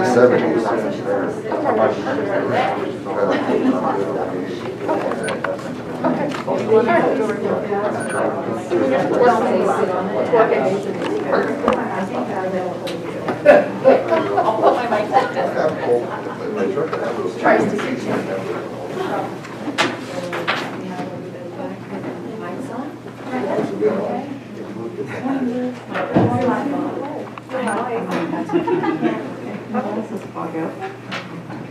Okay, and welcome back to the Trinity County Board of Supervisors 9/1/2020, and we are entering into reports and announcements. Item 3.1 for those following along on their agenda. Report from department heads. Do we have any department heads present that would like to speak? I have one, but I don't want to go first. I will. Yes? I wanted to come back, the board at the last meeting had given me 3 items to look into. I want to use this as an opportunity to just give some general information as to what I found. If the board would like to look at anything deeper, then that would be something appropriate to agendize, but again, at this time I just want to give kind of the overview of what I found. The first question was they wanted some more specifics. The board members wanted more specifics on the marijuana cultivation seasons and our code enforcement that has been gone through. Generally, I gave the information that there was approximately 260 that are current active cases in code enforcement. I wanted to break that down so you can understand exactly what that means. That's approximately 185 cases from the 2019 year and approximately 83 from 2020. Of those in 2019, the average number of plants observed on the property was 76. And 2020, the average number of plants observed on the property was 144. However, there were several properties in 2020 that were over 1,000 plants.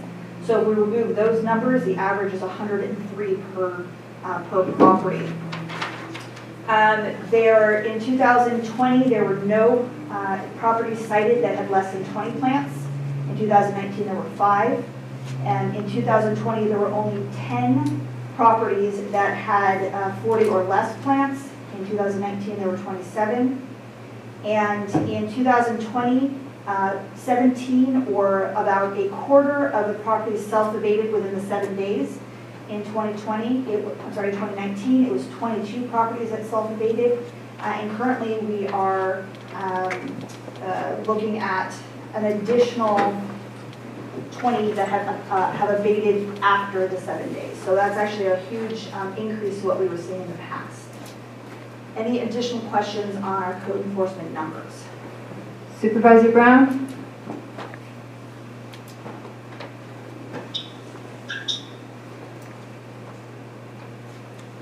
I heard something, but I'm not sure, so I'm going to go on to Supervisor Finley, and I'll come back to you, Supervisor Brown, if you have a question. Supervisor Finley? No questions. I think I raised my hand by mistake because the 9 is close to the 6. Supervisor Groves? Yeah, we'll figure that out. So Margaret, the 2019 numbers would be for the calendar year? Correct. So we track them on the fiscal year, so that's why I divided it into the calendar years. So for this fiscal year, we have a total of 268 sites. But if we were to break it down, 185 of them were in the 2019 portion of this fiscal year. Of the fiscal year. Fiscal So year. These are all been done within this calendar. Within this, All right. since last year, there's been 260 done. Okay, so that makes me feel a little better. Yes, but of those, 83 were done after 2020. And so I got a little lost in your self-abatement. How many, how many have self-abated in the 2020 fiscal year? 17 have self-abated within the 7 days. And then we have another 20 that did it. Another 10 this year, 10 last year. So another 10 additional. So this year we have about 27 out of the 83 that are self-abated. And so the balance of those, where are they at in the processing? So there are a number of them that have gone through and we've obtained permanent injunctions on. I didn't get that number because that wasn't a request, but I think I provided it last time. We've got quite a few permanent injunctions. We have quite a few that are in the process of getting permanent injunctions. I know we just filed, I believe, 10 complaint packets, which is how we start the process in the last 2 weeks.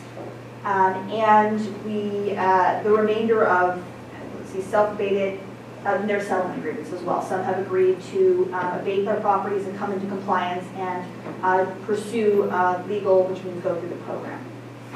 So how many, do you know how many we've abated, or is that a question for the? That would be a question for the sheriff.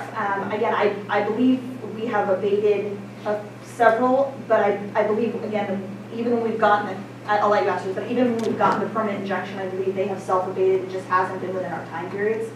So once we get a court order, what we're typically seeing is that the growers abate themselves at that point. I don't know if we've had any our abatement where we've gone out with our trucks this year. Madam Chair, may I ask the sheriff if he would?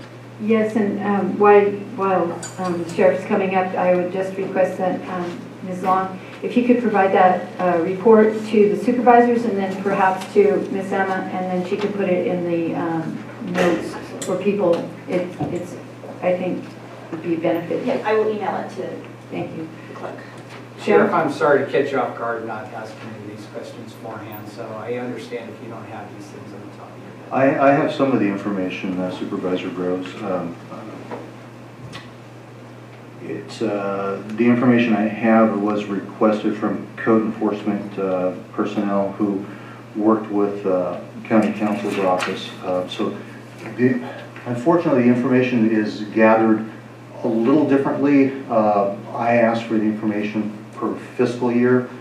So the information, the numbers are similar but not exact. The information I have is that for the fiscal year, that being 7/1/19 through 6/30/20, we have that 45 violations were self-corrected within 7 days. We had 2 inspection warrants, one with 819 plants eradicated, the second one had no plants eradicated. We showed that we had 6 court-ordered abatements for a total of 1,288 plants eradicated. The information given to me is that we have 49 court cases with 14 permanent injunctions. And again, that was for the fiscal year. The information that was given to me was 32 settlement agreements. And out of the investigations that code enforcement started, 3 were turned over to the narcotics unit where criminal warrants were served. That's the information I have. I actually really appreciate that because those are very consistent with the numbers I'm showing as well. And I do appreciate, I think the Sheriff's Department and the folks in my office who are working on this have really developed a good coordination to capture everything. So I appreciate that the numbers come very similar. Oh, absolutely, and I have to agree with County Council. Our units are working very, very closely together. There are a couple of hiccups that we are working together to try and solve. One of that is with the software program, as we've previously talked about with the Parcel Quest, but I think we are making some headway on that, and that will definitely cut down some time issues and some redundancy issues with the investigation to allow us to move forward more quickly and bring more cases, I think, to court to settle these more quickly. Is there any other information that I can... Well, I would just, this is more, so we have 83 that have were done since in this fiscal year we're in. I understand you don't have the numbers, but is your impression that all those will be dealt with by the end of this month? Are you talking about citations? Well, no, yeah, you've issued 83 citations. I think I can answer that because that's more a court-related issue. Okay. Again, I think our process is very streamlined until we get to court, and then, of course, sometimes it takes a little bit longer. I wouldn't anticipate they're all completed by the end of this month. Okay. Sometimes the litigation, especially if they retain counsel and fight, it takes a little bit longer, but the results typically are the same of getting our injunction. It just takes a little bit longer. And our deputies come and testify and get them doing a great job. Okay, so I guess I'll just give the example of what I'm trying to get at here, is that we have growers saying that I'm just going to pay the fine and then go out the year. If they do that and by the end of the month they harvest that, does that count as self-abatement and they don't get an injunction, or would they still get an injunction? So they're 2 separate issues. They would still be eligible for an injunction even if they self-abate, but they would not be eligible for fines if they do it within 7 days. Right, but now these were hit 40 days ago and they're going to try to make it out. And just to be clear, you can't pay your fines and continue to operate in bad faith. You can't continue to do that. The program's not set up for that. It potentially was about 3 or 4 years ago, but it is not anymore. If they want to come into compliance with our program, they will have to agree to several issues. The first being is that if they continue to grow illegally, we can come and abate their property without getting a court order. We have the permission to do that. Second one is that they apply for the program and go through the process to get in it, or agree not to grow in advance. And by doing these steps, and then they have to pay the fines off that they have. So that the kind of the loophole that had been in the past of pay to play has been closed. But if we don't get there to abate for whatever reason, and they harvest and that's, I mean, the gamble that the growers, or I know 2 examples of growers trying to do and there are occasions where they harvest before we can abate. And in those scenarios, that doesn't change the fact that they will still have a permanent injunction on the Okay, property. that's my question. And if they were to then do it again next year, we'd have the ability to not go through the whole court process we've gone through. It would be to get on there and get those abated immediately. So again, we're trying to stop all these holes. Sheriff, thank you very much for all of them. Supervisor Morris has a question. I don't know if you could just hang a minute. I'm not sure if it's you, Sheriff, or Margaret. I think Margaret just answered the question about, those waiting their season out until they get to court, but even if they wait it out and then harvest, they still have this court date process to go through. So I didn't quite catch the number, but how many citations for those 500 or more plants? I know you mentioned 1,000, but I just reduced it to 500. But so for properties that have 500? Or 500 and up. Okay, I didn't look at that. I did look at plants that have 1,000 and up, and this year there were 4. Last year there were none. I did go down to 500, but I can pull that number for you. Okay, that'd be great. And then my other question, you may not have this, maybe next meeting, of those who have permanent injunctions from, we've been doing this for 3-4 years, that means they didn't settle with us and get into our program, and then they can't grow.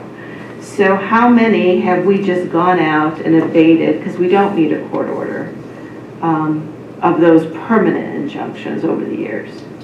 I don't have that number, but I'll bring it to you next time. I do know that beginning of each season, the deputies have been making so what we do is when we get a permanent injunction, we create a binder, one for planning department, one for sheriff's department. At the beginning of the year, they have been doing a check on each of those binders. So anybody who has had a permanent injunction placed on them or has an agreement in place, they're kind of sweeping those first. And so at the beginning of the year, I do recall we saw quite a few that were not in compliance with either a court order or a settlement agreement, and we proceeded on those first. Okay, thank you. I didn't need you, Sheriff. Darn. So the year's not over. If you don't mind, I've got 2 other issues that have been requested to look into. Margaret had 2 other issues. Thank you. I'm sorry. So this is what happens when you do a first department head report in a while. The other issue that came forward was asking me to look into the possibility and the benefits of utilizing state enforcement for code enforcement. Just to kind of give you a little bit of background, the business and professional code does allow this. It does allow local jurisdiction by agreement to have a state agency enforce. The state has made it very clear that they will not be the primary enforcement entity. They'll just be a support enforcement entity. They did do an audit on it in July 2019.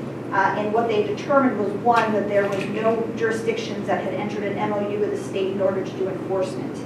And that they did not believe, according to the audit, that the BCC did not believe they had appropriate ability to enforce cannabis regulations currently, especially for the cost and the effectiveness that local agencies were doing.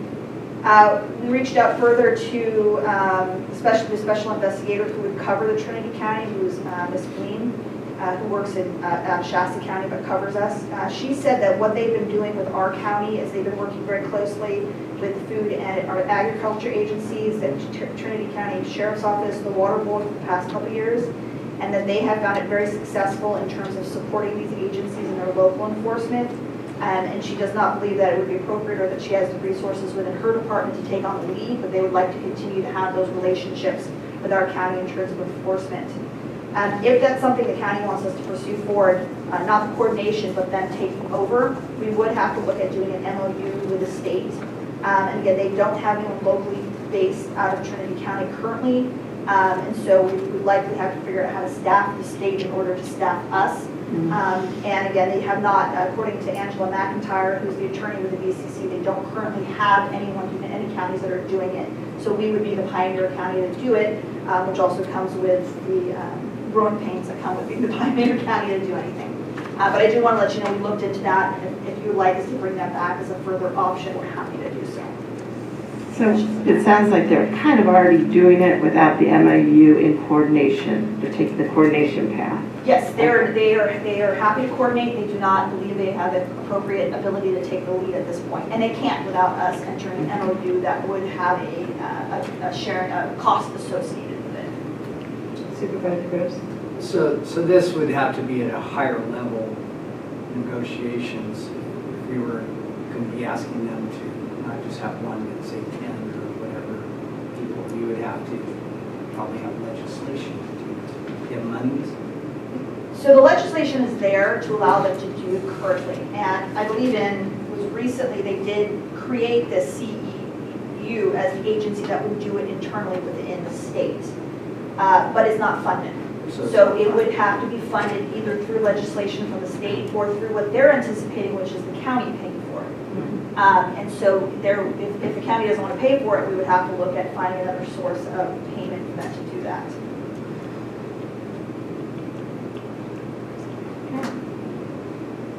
Supervisor Finley, do you have any questions for Got it. Ms. Long?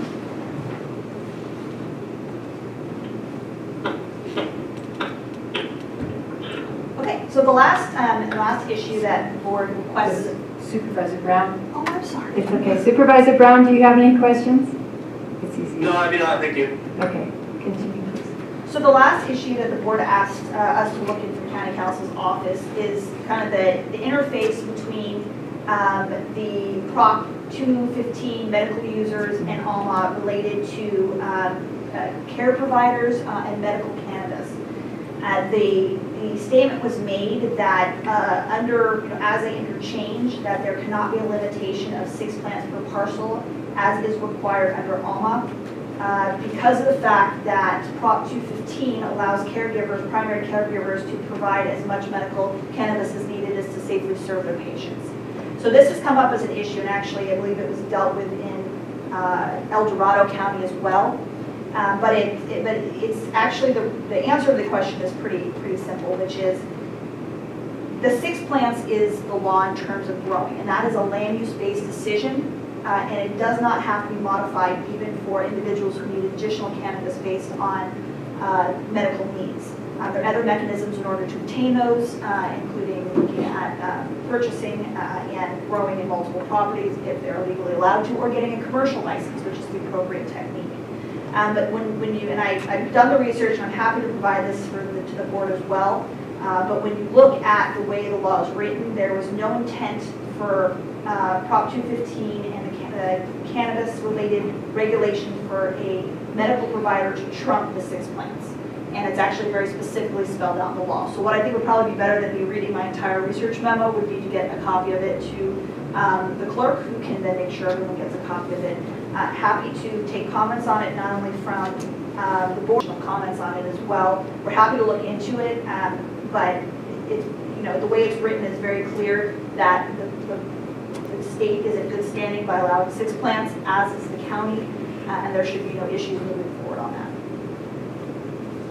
Any questions from the board? Great, thank you very much. I'm not hearing Supervisor Finley or Brown speak up, so does that conclude your report? Thank you very much. I know it was very informative. And Joe has stepped up, so welcome, Joe.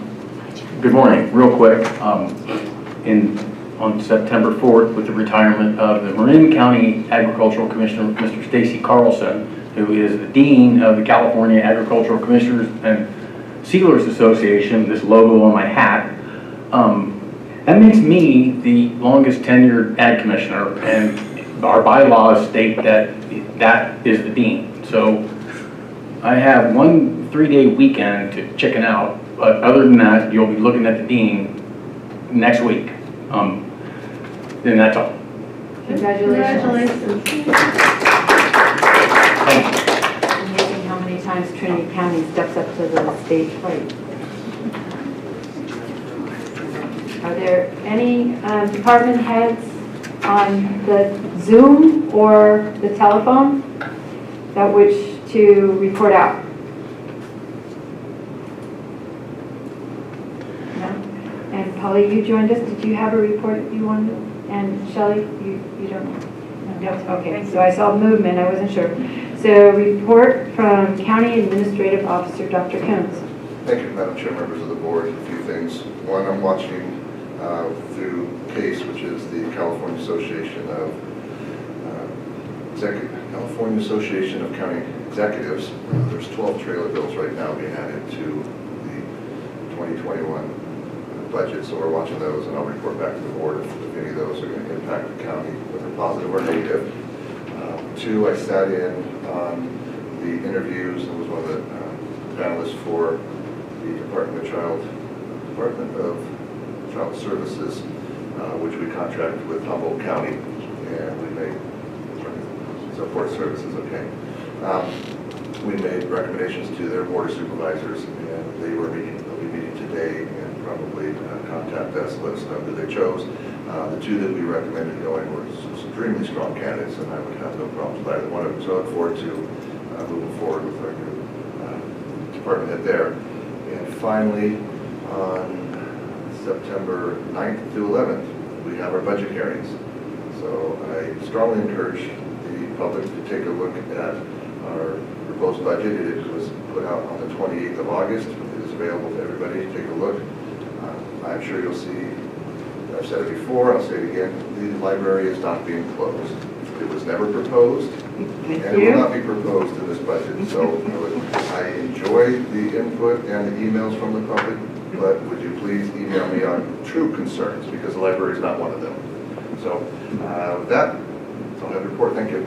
Thank you for clarifying that once again. So we are still receiving emails.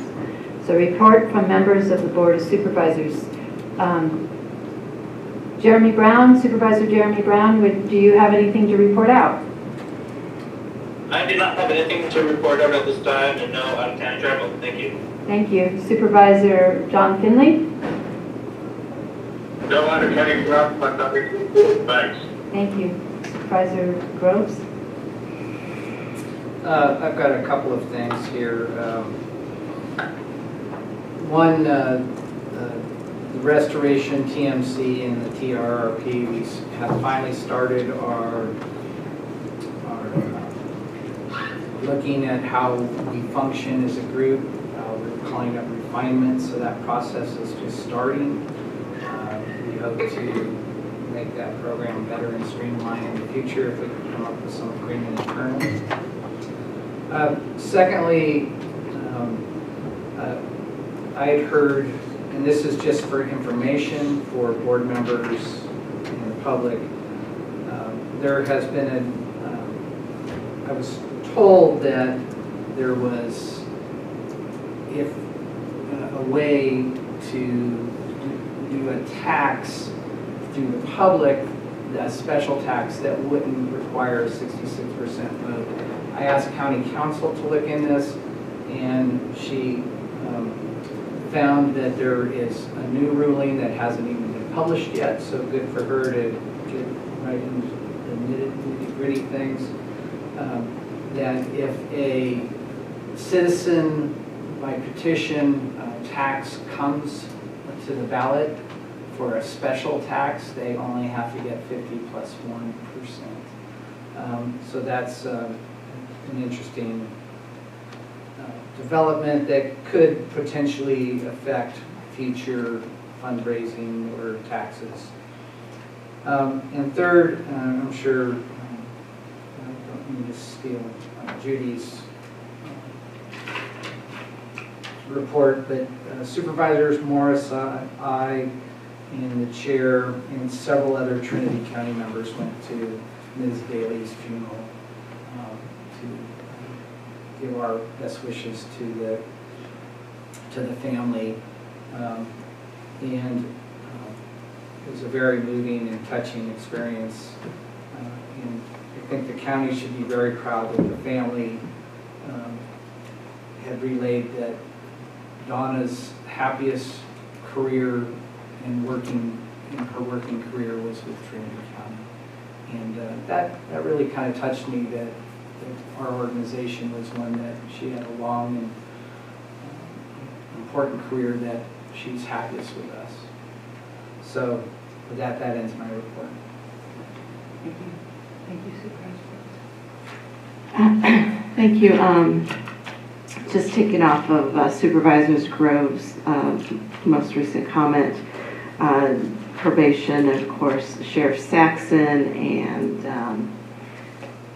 many other law enforcement from Trinity County, and of course in Reading, attended. And we did walk away, at least, knowing that she was very happy here. She tried to recruit everybody she could and thought, why would you want to work here? So we oftentimes feel how, people like to put down Trinity County. And here was quite a hardworking professional who was very happy here. So, and in other news, of course, the NACO were meeting kind of weekly on some important issues that typically we don't always meet weekly. Maybe it's quarterly, but there's just a lot going on. One of the things NACO is watching is the extension of the census collection data, which, as I mentioned earlier, ends in September.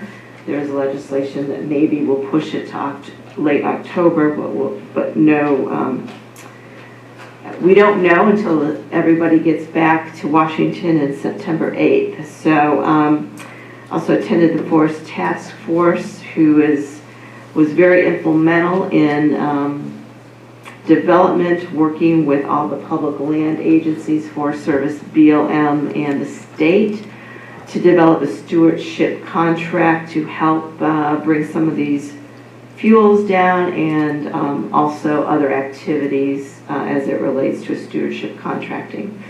Let's see. CSAC, of course, is meeting regularly too by phone, either committee or at least for sure on COVID and fire. The fires that are going on and the various resiliency bonds, not bonds, legislation.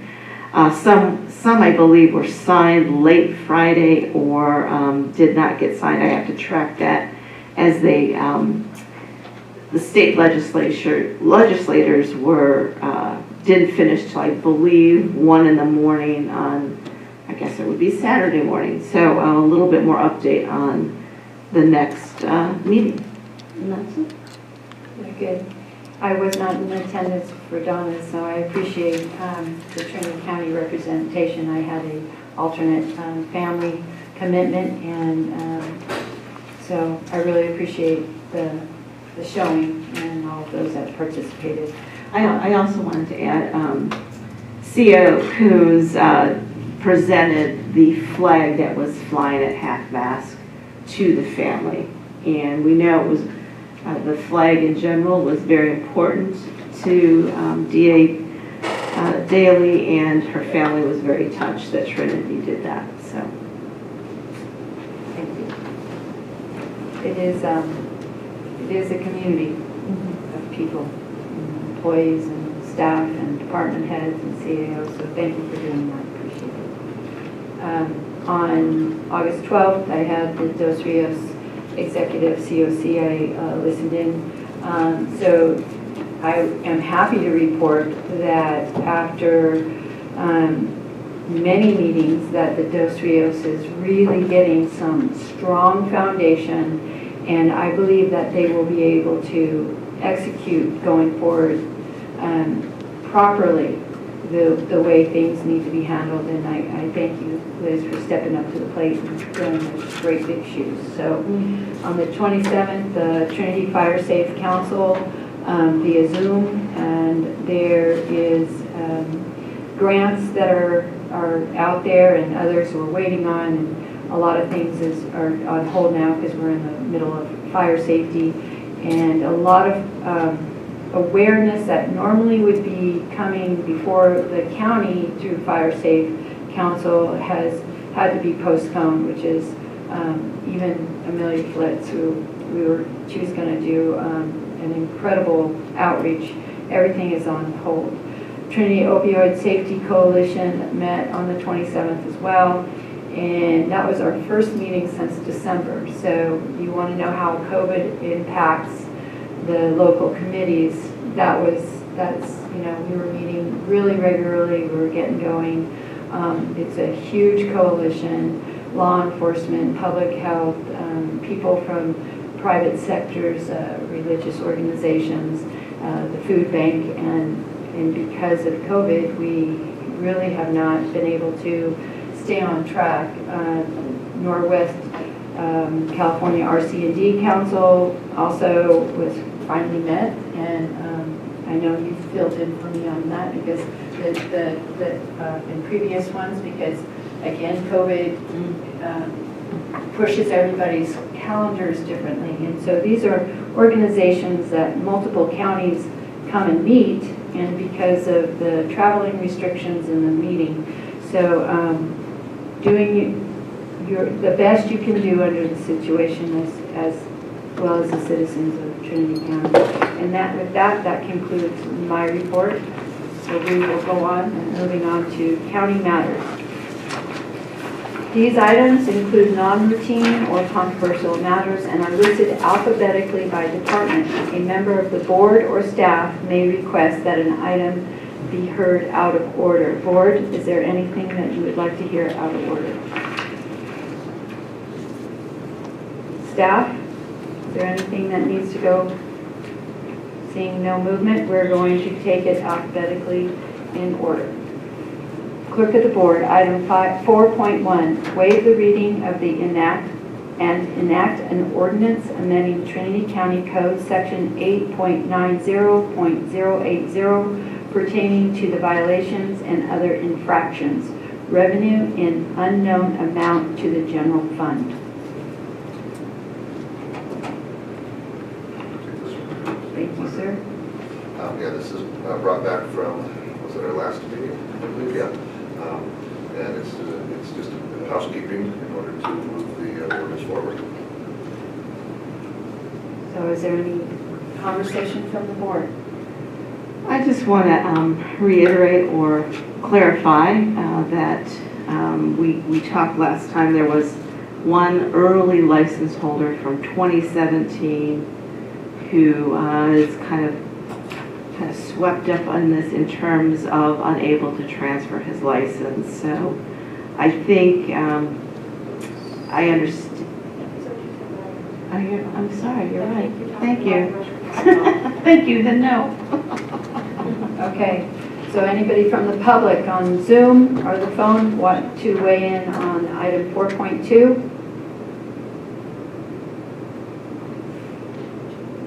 I'll bring it back to the board. There was one outside. Pardon? There was no one outside when I ran.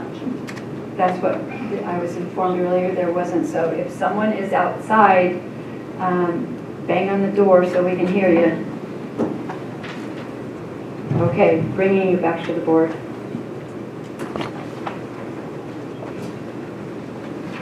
There's no discussion, I'd move to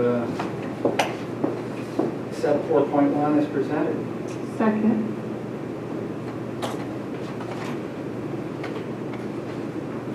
Motion by Supervisor Groves and seconded by Supervisor Morris. Okay. Supervisor Morris? Yes. Supervisor Groves? Aye. Supervisor Finley? Aye. Supervisor Brown?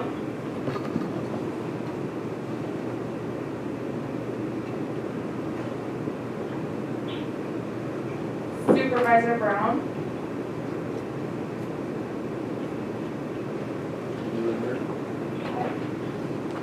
Supervisor Chadwick? Aye.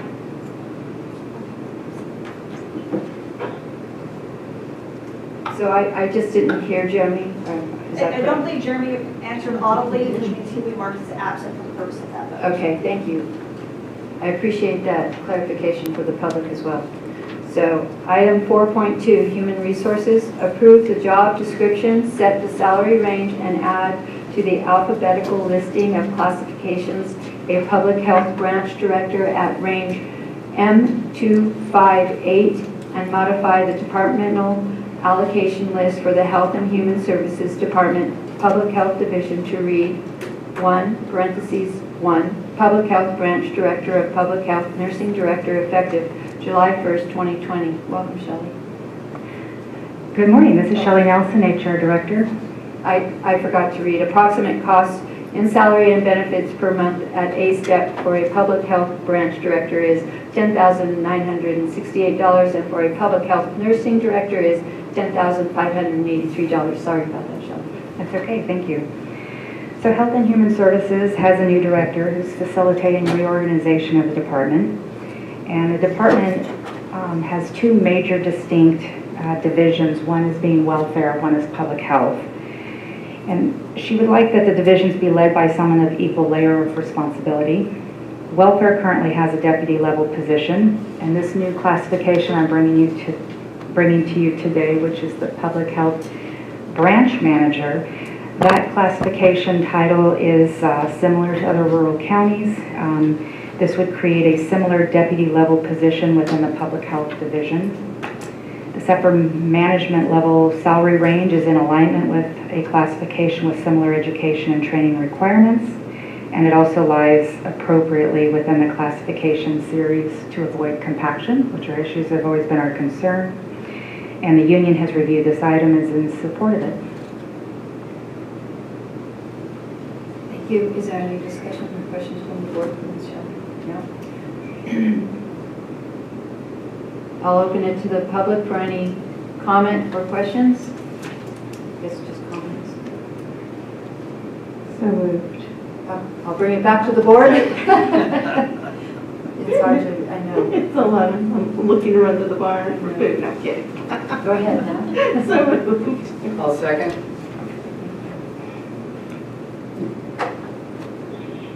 Motion by Supervisor Morris and seconded by Supervisor Groves.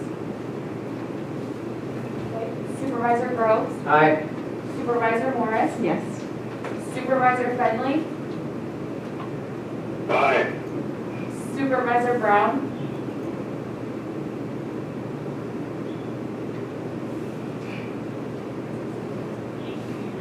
Supervisor Brown.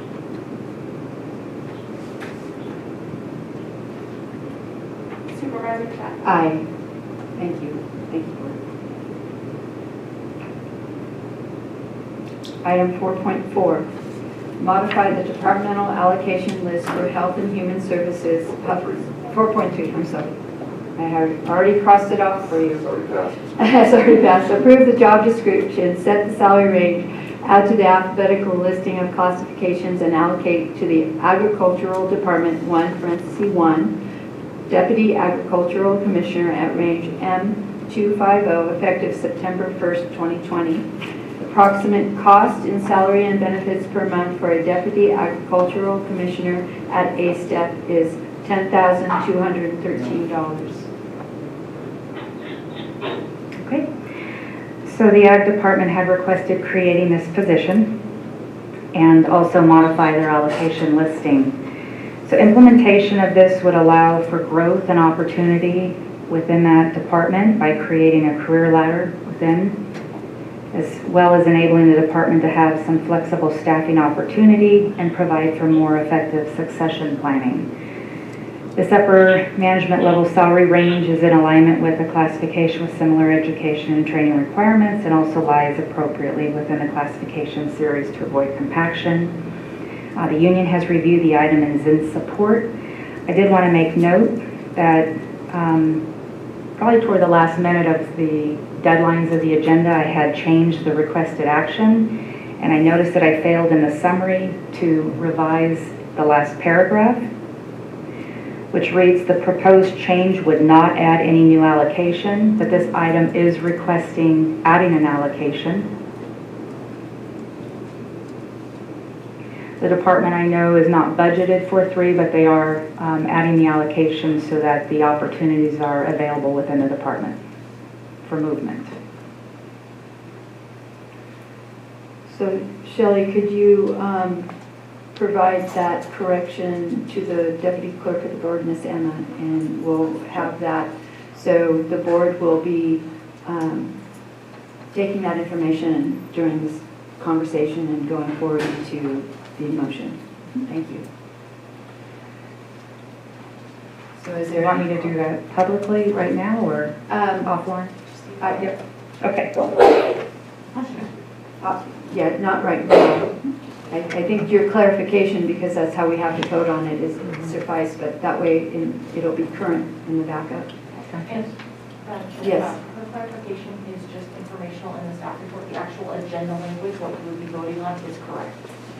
Okay, I don't have the backup in front of me, so I just want to make sure that we have it corrected. Right, I understand, but Okay. I'm just, I nothing understand what needs to your be point is. changed to the motion when you make it. You can, Okay. if you so choose, you can approve it as written, because there is no change to her requested action. There is just informational change to her staff report.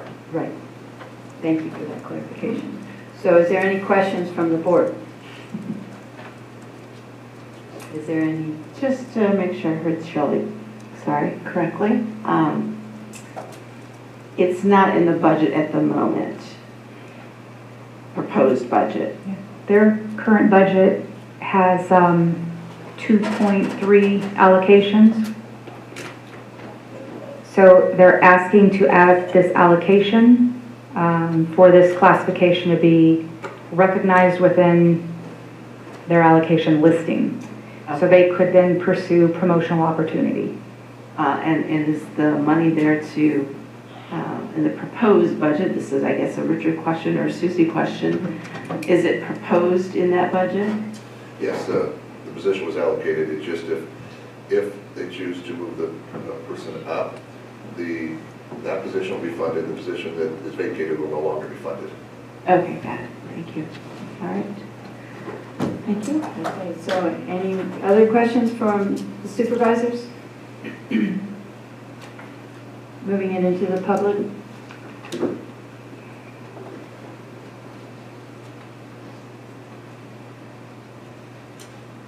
Bringing it back to the board.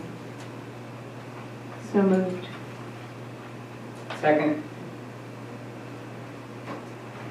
Motion by Supervisor Morris, seconded by Supervisor Groves.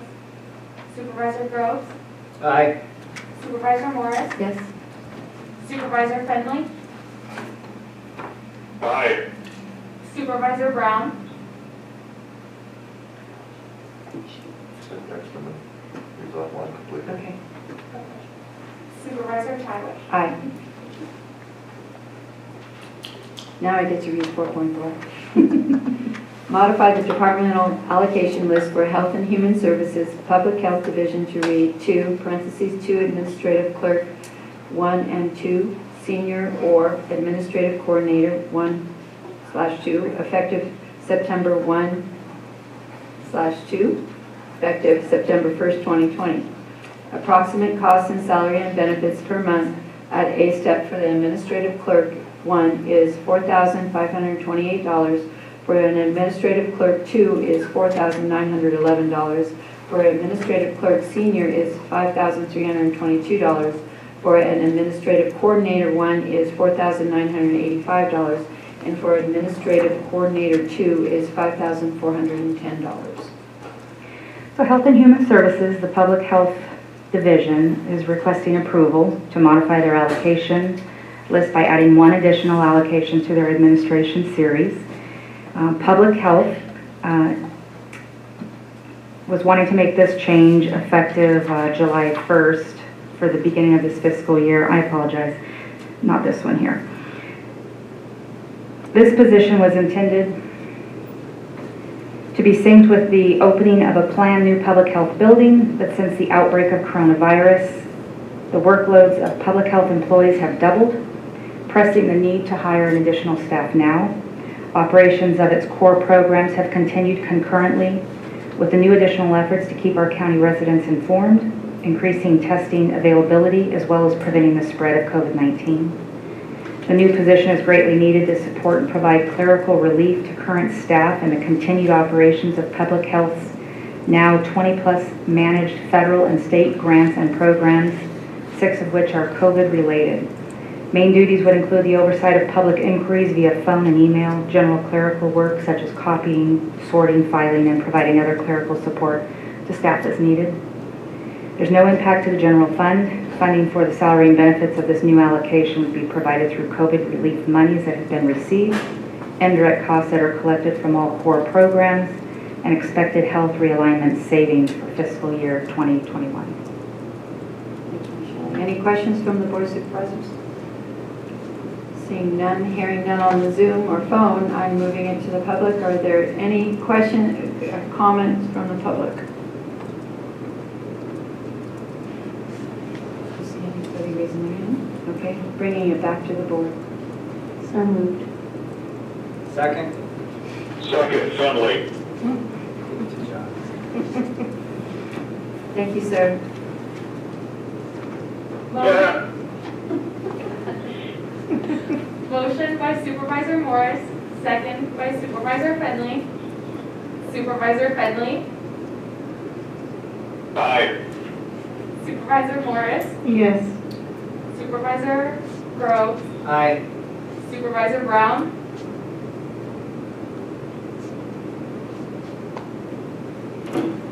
Supervisor Brown, Supervisor Chao. Aye.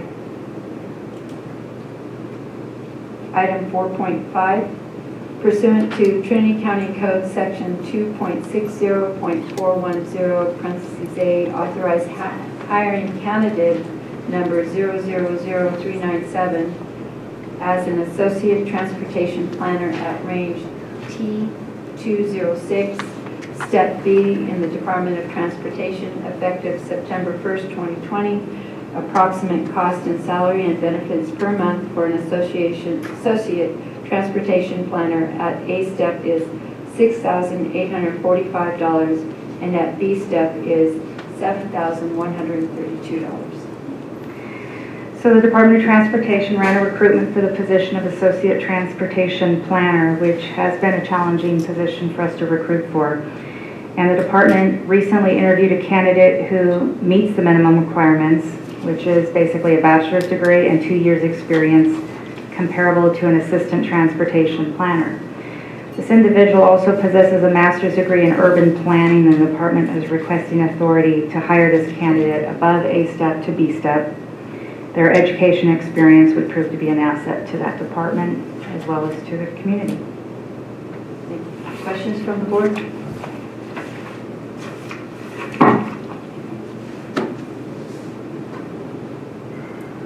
Open it to the public.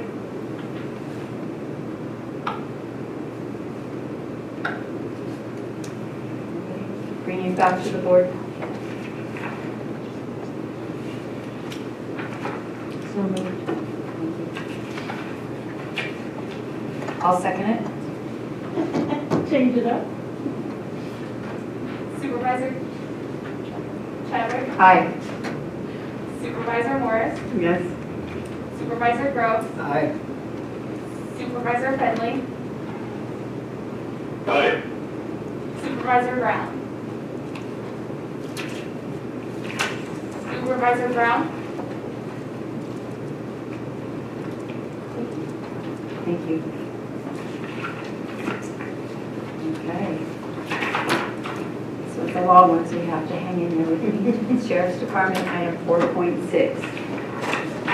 Approve a budget adjustment for fiscal year 2019-2020 for Lake Patrol. Department 2210, decreasing revenues by $10,000, increasing transfers in by $10,000, decreasing salaries and benefits by $1,800, and increasing services and supplies by $1,800. Approve a budget adjustment for fiscal year 2019-2020 for Jail Health, Department 2301, decreasing salaries and benefits by $1,300, increasing services and supplies by $14,292, and increasing other charges by $128. Approve a budget adjustment for fiscal year 2019-2020 Animal Control, Department 2350, decreasing revenues by $6,921, increasing salaries and benefits by $7,440, increasing services and supplies by $10,094, decreasing interfund expenses by $1,000, decreasing other charges by $60, and decreasing fixed assets by $2,745. Approve a budget adjustment for fiscal year 2019-2020 for Coroner, Department 2110, decreasing services and supplies by $12,000.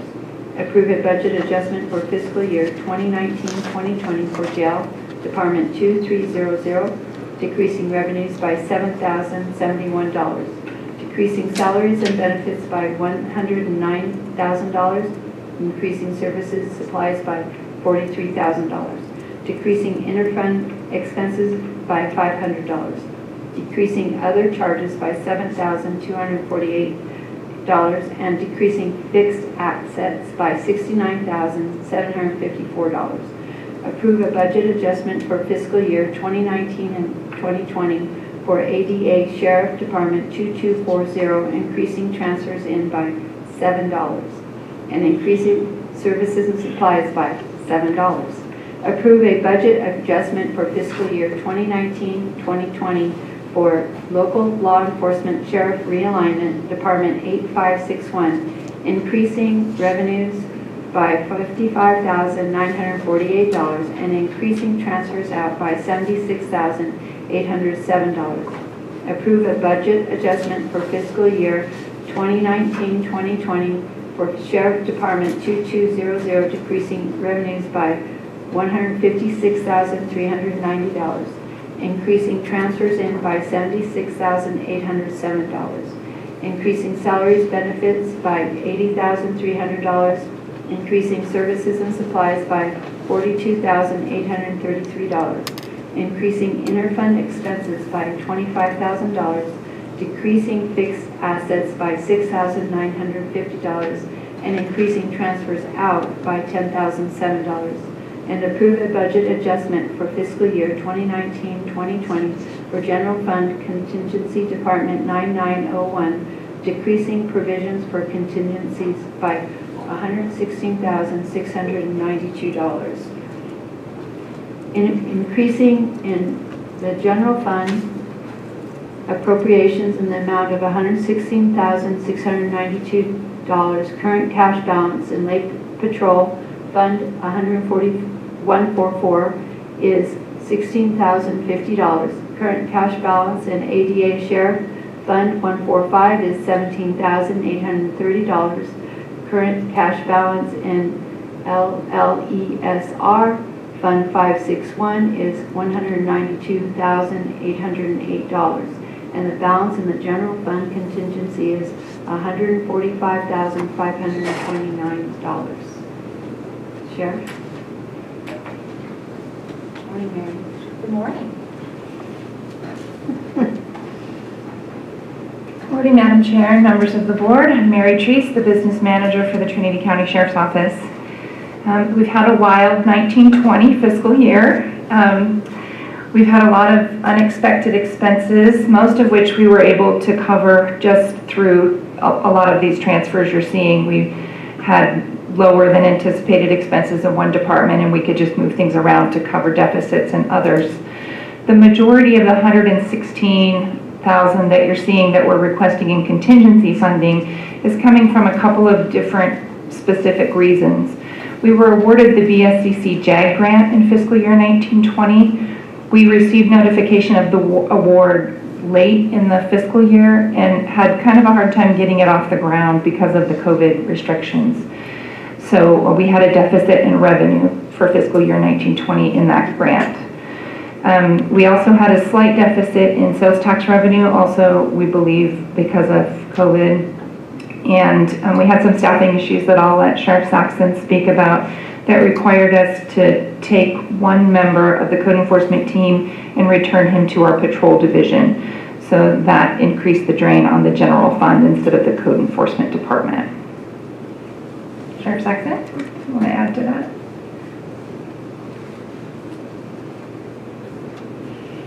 Not really, unless you want me to. But we did have, it was a wild ride this year, and we don't like having to come and ask for additional funding. We like to be able to cover it all on our own, as I said at the beginning of this fiscal year. Some of the things such as having the post-academy shut down caused some additional expenses by having those individuals come back to the department instead of completing their education on time. we had a large number of, I shouldn't say large, we had an increase in the number of responses to cannabis-related calls such as robberies and hostage-related 911 calls in the extreme remote areas of our county. Every time we get one of those calls, it necessitates a huge response, not only from our agency, but allied agencies as well. And when we do that, we have anywhere from 12 to 14 hours of overtime that is used up for anywhere from 8 to 12 members of our department. That was a huge drain on our overtime bill this year. So all I can tell you is we strive to budget our staffing like that. As Mary pointed out, we had a shortage in our cannabis code enforcement. I've always said that the number one duty of mine is to provide enough patrol to the public to answer the calls. And I can tell you that last year we had over 6,300 calls for service from the members of Trinity County, the public. And to do that, we had to have as many people responding from our patrol staffing as possible. So I had to take a member of our code enforcement put out there, and that is extra money that we didn't anticipate. This year, with our new deputies coming online, hopefully by the beginning of October, they'll be available to start patrolling on their own. At that time, I should be able to put one additional person in code enforcement, which frees up some staffing money from that standpoint for our budget. So with that, do you have any questions? 6,300 calls in the years, especially with their geographic territory being so large and remote. That's amazing. So it is. Some people think, well, you break that down, that's what, about 17, 18 calls a day on an average. But you figure if there's 2 deputies working a day, you figure 3,200 square miles, how many miles do they have to go to cover that call? How many hours are spent on that call? And that's just on the call. Then you have the follow-up. Are they booking somebody? Over 600 people were arrested, and that's the actual booking arrest. That's not just a citation, a cite and release, anything like that.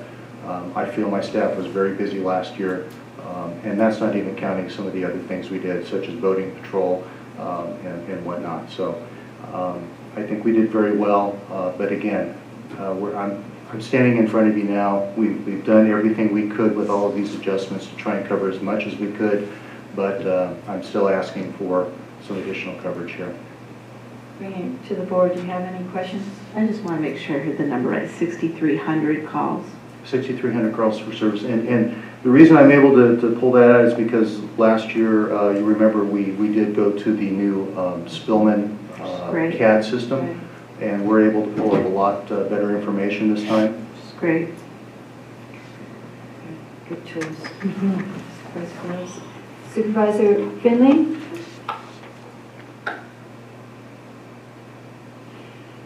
I have no questions. I have no questions. Thank you. Opening it to the public.